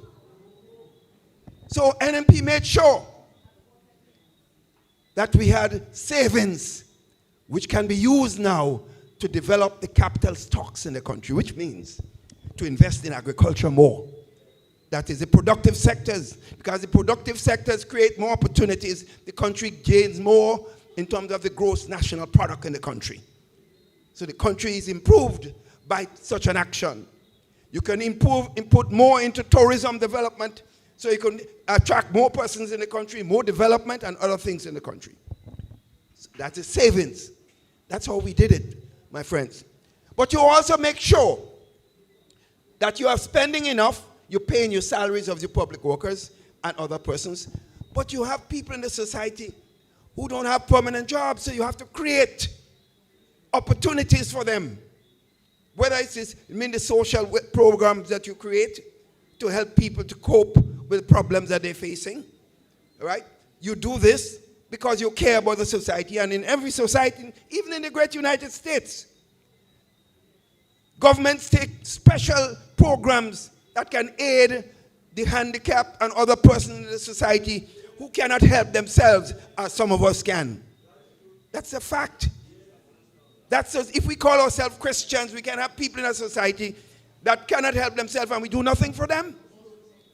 And therefore, when BJ point out a government that walks in and take $150 a month from a poor lady or poor man, that's a criminal government. And we must call it out. If it's my party that did it, I'm going to call it criminal. It has nothing to do with just party politics. Anyone who does that is creating a crime, in my view. So you do this, sisters and brothers. But what you have, there are a lot of people in our country over the years that don't have permanent jobs, but they're able to work. So they get odd work in construction and different places. But you know what? Still, they're not able to cope with the fundamental needs. Look, a lot of times we had road work. Now so, if NMP was in office, we had over 6,000 people throughout the length and breadth of Grenada Carriacou working. You know something? Friends, and I'm coming to this, an important point.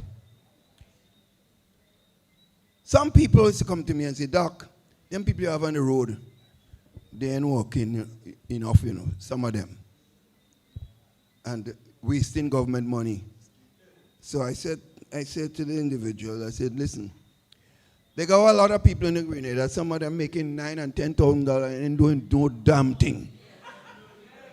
And what you saying about it?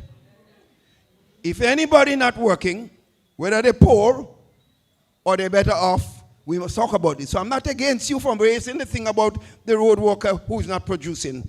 But why are you singling him or her out and those making a lot of big money? And you ain't telling me nothing about it. My friends, so I was making the point. When we give road work and other daily work to people around the country, when we pay them, where the money goes? The money circulate.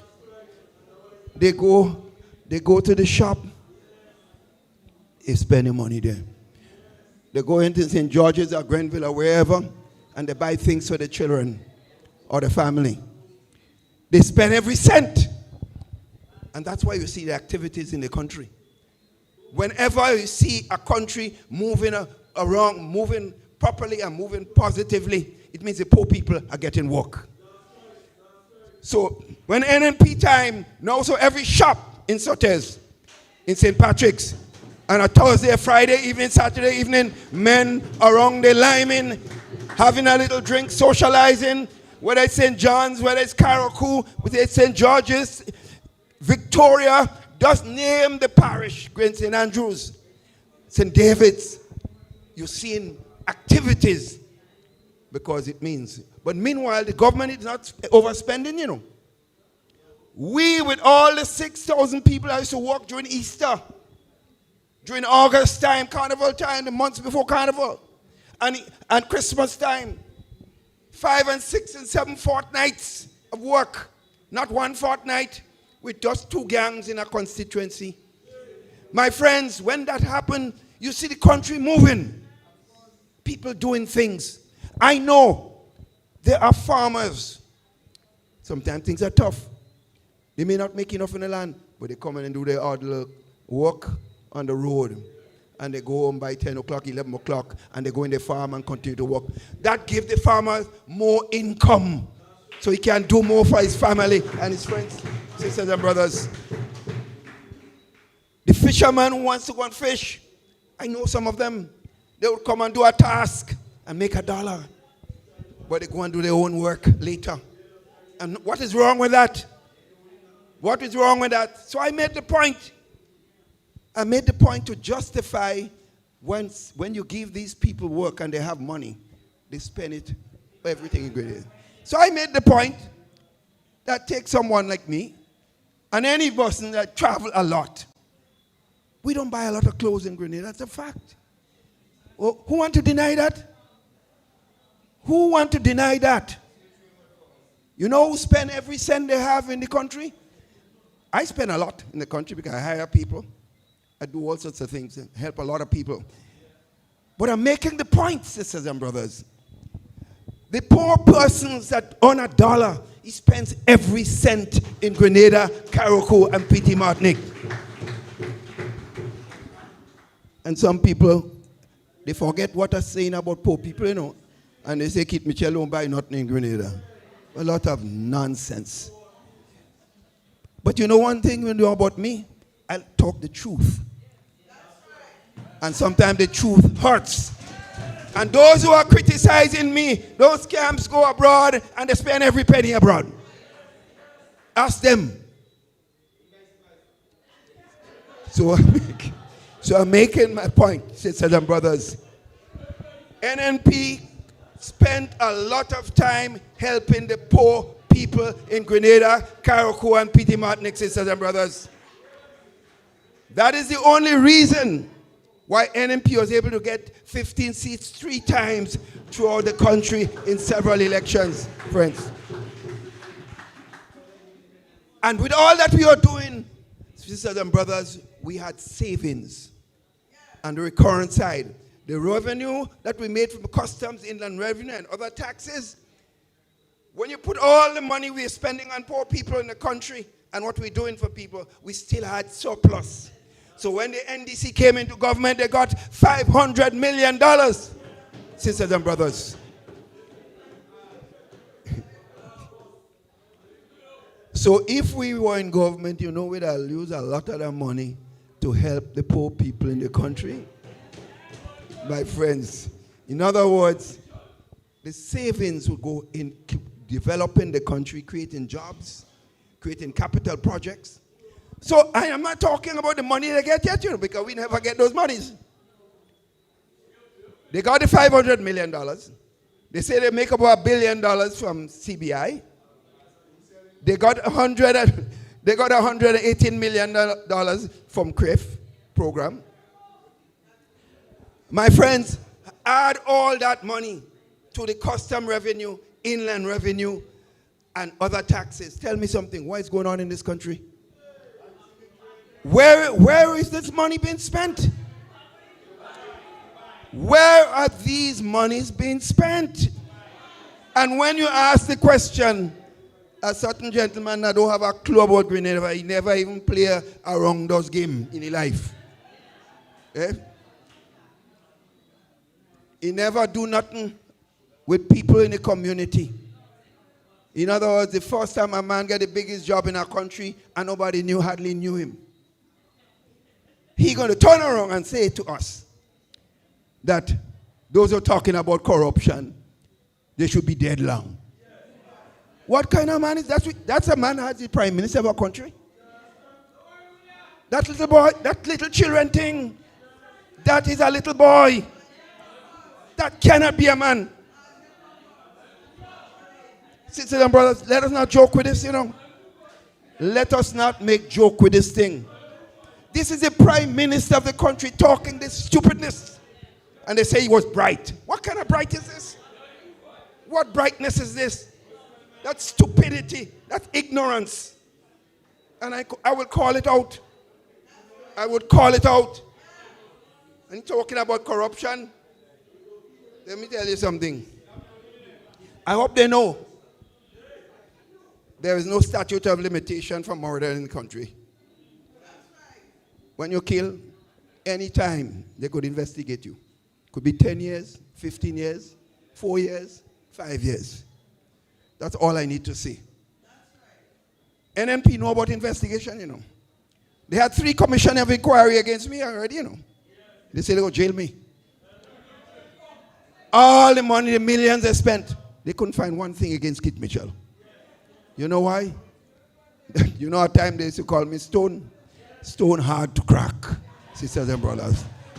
That's the point. So I'm making the point, sisters and brothers. So you save, you develop your country, and you create an atmosphere for investment. So when you saw things are happening under NNP in the country, sisters and brothers, because we did what was fundamentally correct to bring people here and to get investment going in this country. Almost every businessman in this country is fed up right now. That's a fact. Almost every businessman is fed up in this country with the lack of activity and the lack of response. And that is frightening because you need confidence. If you don't have confidence, you won't put your money in anything that you plan to do, because confidence is crucial for development, my friends. And that's why I want to make this point. Look at the situation with the Chinese houses. My friend, the houses were meant, we negotiated it, we went to China for the poor people in the country. There was a grant. They didn't ask us to take a loan, you know. It was built with grant money, free money. So it was meant to give people who cannot go to a bank and get a loan. Just because the people made a decision to put a new government in office, these guys come in and they change all the rules. They don't know nothing about the houses, you know. I understand.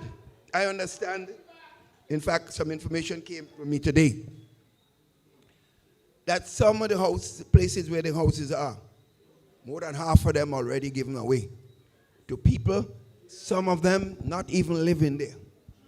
Some of them not even living in the country. I understand, my friends.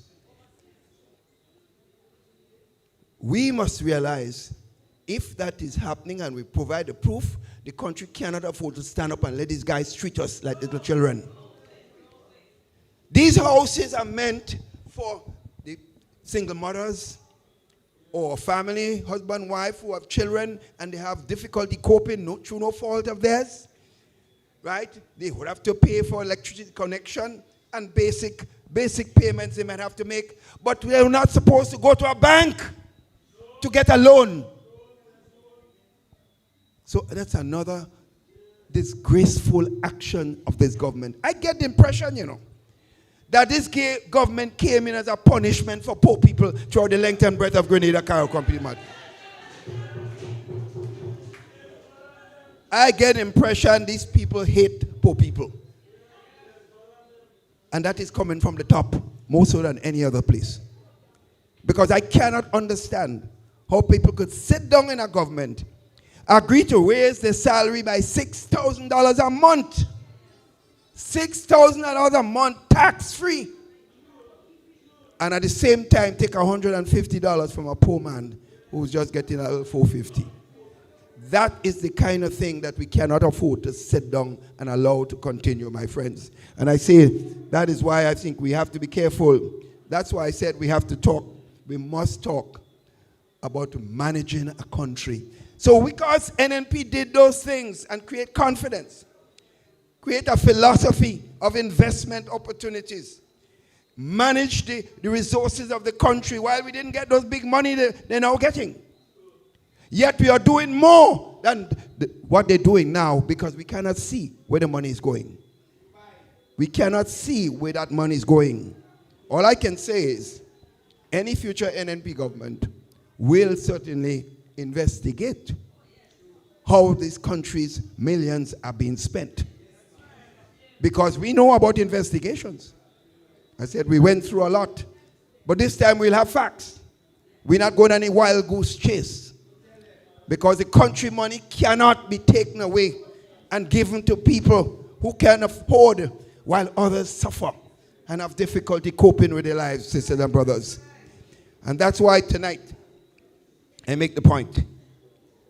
Mr. Sallee, you have been a bulwark of support for the NNP over the years.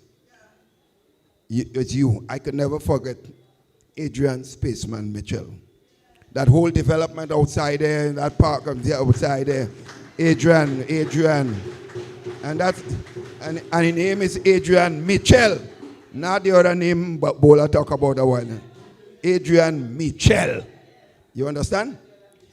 Now, he would always be remembered in River Sallee and St. Patrick's for the development that he helped to develop while he was in the NNP government and doing a lot for Grenada, Carriacou, and Piedmont as the Minister of Sports. So friends, the NNP party is on the move. We have a team of men and women who are dedicated. In other words, since we know every time we get there and we put the philosophy in place and we manage the country, you see how the country move forward. Since you know that, and we always have the team, because it's not about me alone. The leader is just one person. If the leader doesn't have the team backing him up or her up, it can't work. And we had, over the years, some solid men and women. And NNP's transition is taking place. You'd have that continued solid men and women. And those of us with the experience would always be around our party, providing help and support and advice to ensure that our party continue to provide the best policy for development for Grenada, Carriacou, and PD Martinique. So I say to you, there's a lot of talk about when Doc is going. Doc ain't going no way. Doc is going to be here. Doc is going to be here. It's not about position and title. Doc is going to be there, providing help and support. Brother Gregory Bowen is going to be there. He ain't going nowhere. Because they have the experience. They have the knowledge. They have gone through the mill. So they know when things will work and things will fail. But what you have in government today is a bunch of little children that don't know A from B. Sisters and brothers. They're whooping, so to speak, the cricketers will say. Because they don't have a clue. None of them, except maybe a couple guys inside there who have the experience. Well, the top man, he don't have a clue. He don't know what's going on in the country. He's just posing, I'm the prime minister, so me alone could sell Grenada. What sort of stupid statement is this? You ever hear me make a statement like that? Is me alone, and when I go, it is me that sell Grenada? You alone? So what we are? And the man just come, he don't know nothing about his country? How many of you knew this man before he became prime minister? We know him. But he's talking down to all of us, sisters and brothers. He's talking down to all of us. But the old people say, one day, Congo Te. So friends, get ready. They wanted to call snap election, you know. They wanted to call snap election. But some people tell him, boy, you're going to lose, so don't do that yet. But let us not take any chances.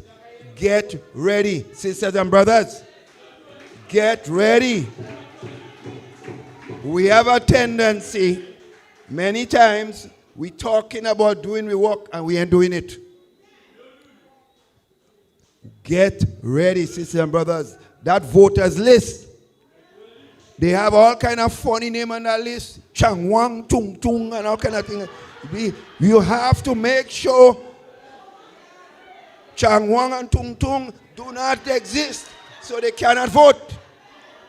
But if you don't go through the list, then you would know. Next thing you see, after the election, Chang Wang and Tung Tung jumping up in the street for victory. And all of us in trouble. Do your work. Sisters, the voters list in River Sallee, in St. Patrick East, St. Patrick West, treated as a document of faith. Every name you must know. And if we do it now, no matter when they call, we're ready. No matter when they call, we are ready. Sisters and brothers, so I make this point tonight, and I make this statement here again tonight. Even when I'm giving up the leadership of this party, I will do what I believe I should do. I will recommend someone who I believe is the best person to take this party forward. I feel, sisters and brothers, I have a fundamental responsibility. Some people may not like it, but I said, well, I can't help it. I feel after 40 years of going through the mill, I've seen so many different turns and bumps in this country over the years. I've seen it all. And therefore, I feel I owe my experience and my advice to the NNP and the country. If and when I gave that recommendation and they don't listen, I would have discharged my responsibility. Nobody could blame me afterwards. So remember, sisters and brothers, remember, NNP will rescue this beautiful country of ours. Thank you. Good night. Thank you. That was Dr. Keith. Well, now you know the name better than me. But I know I see small acts here and we go sing together this time. Yeah? We go say, Tanti Mitchell. Oh. Anyway. My friends, we are closing up. I want to give a little few housekeeping notes to you. The River Sallee or St. Patrick's East team, this Saturday they are having a barbecue kind of luncheon out there on the court with music and important people. Dr. Mitchell will be there too. Starting from 12 o'clock, so all are invited. If you didn't know about it, well, I tell you now. They have flyers, they have posters, you come and support. You ain't getting free food and free drink. You have to work with a little money. But you're getting free music, so you could dance, whole evening, yeah? And then, there's another Mitchell I'm looking for. Solomon Mitchell, are you here? You're supposed to do the closing prayer. Please come closer. Let me take this opportunity to thank everyone at the head table for coming out. And thank all of you in the room. And to thank the more than amount of you that in the corridor. I passed outside there a little while ago, the railing leaning. First year people, I don't know, maybe they afraid the camera, they ain't coming inside. So thank you all very much. The train moves. Where do we go on Thursday? Sunday. Oh, Sunday next is St. Mark's at the Samaritan Government. Bonnet Government School. Next Sunday. And remember, we start a little earlier on a Sunday. Not 6:30, we start at 5. So organize yourselves to be there at 5 next Sunday. Thank you very much. Brother Solomon, would you come now? Close us in prayer. Let's wait for the blessing for God to take us home safely.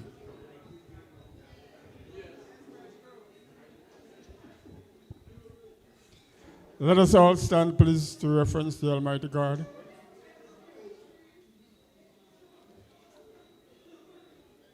Master and Eternal Father, as we come to the end of this political meeting this night, dear Lord God, we thank you for the privilege that you have given to us. We thank you for fair weather. We thank you for the behavior of the people. We thank you most especially for the head table tonight. Father God, as we are about to go to our various homes, dear Father, I pray, God, that you take the lead, guide and protect every one of us, dear Lord, that should we reach home safe, and bless your name, and that we will attend another meeting like that in St. Mark, as the chairman said on Sunday. Go in peace.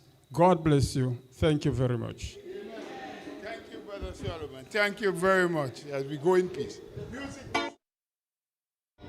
Are you ready? Move it. Yes, we move it. Move it. Yes, we move it. Move it. Yes, we move it. Don't stop. Don't stop. Old people, they say, back long time ago, if something can break, don't fix it, leave it so. And up to this day, this I still maintain. This is why I say, Nazim never again. Everybody know, about 6 years ago, where this country were, we can go back there no more. Not saying we reach, but we on that path. So let's keep moving with NNP, there is no turning back. Let the truth be told, one just can't ignore. Let's keep moving, must admit we better off than before. Let's keep moving, we're on the right path, so no turning back. Let's keep moving, don't stop, don't stop, don't stop. Give me the duck now, moving, yes we moving, moving, yes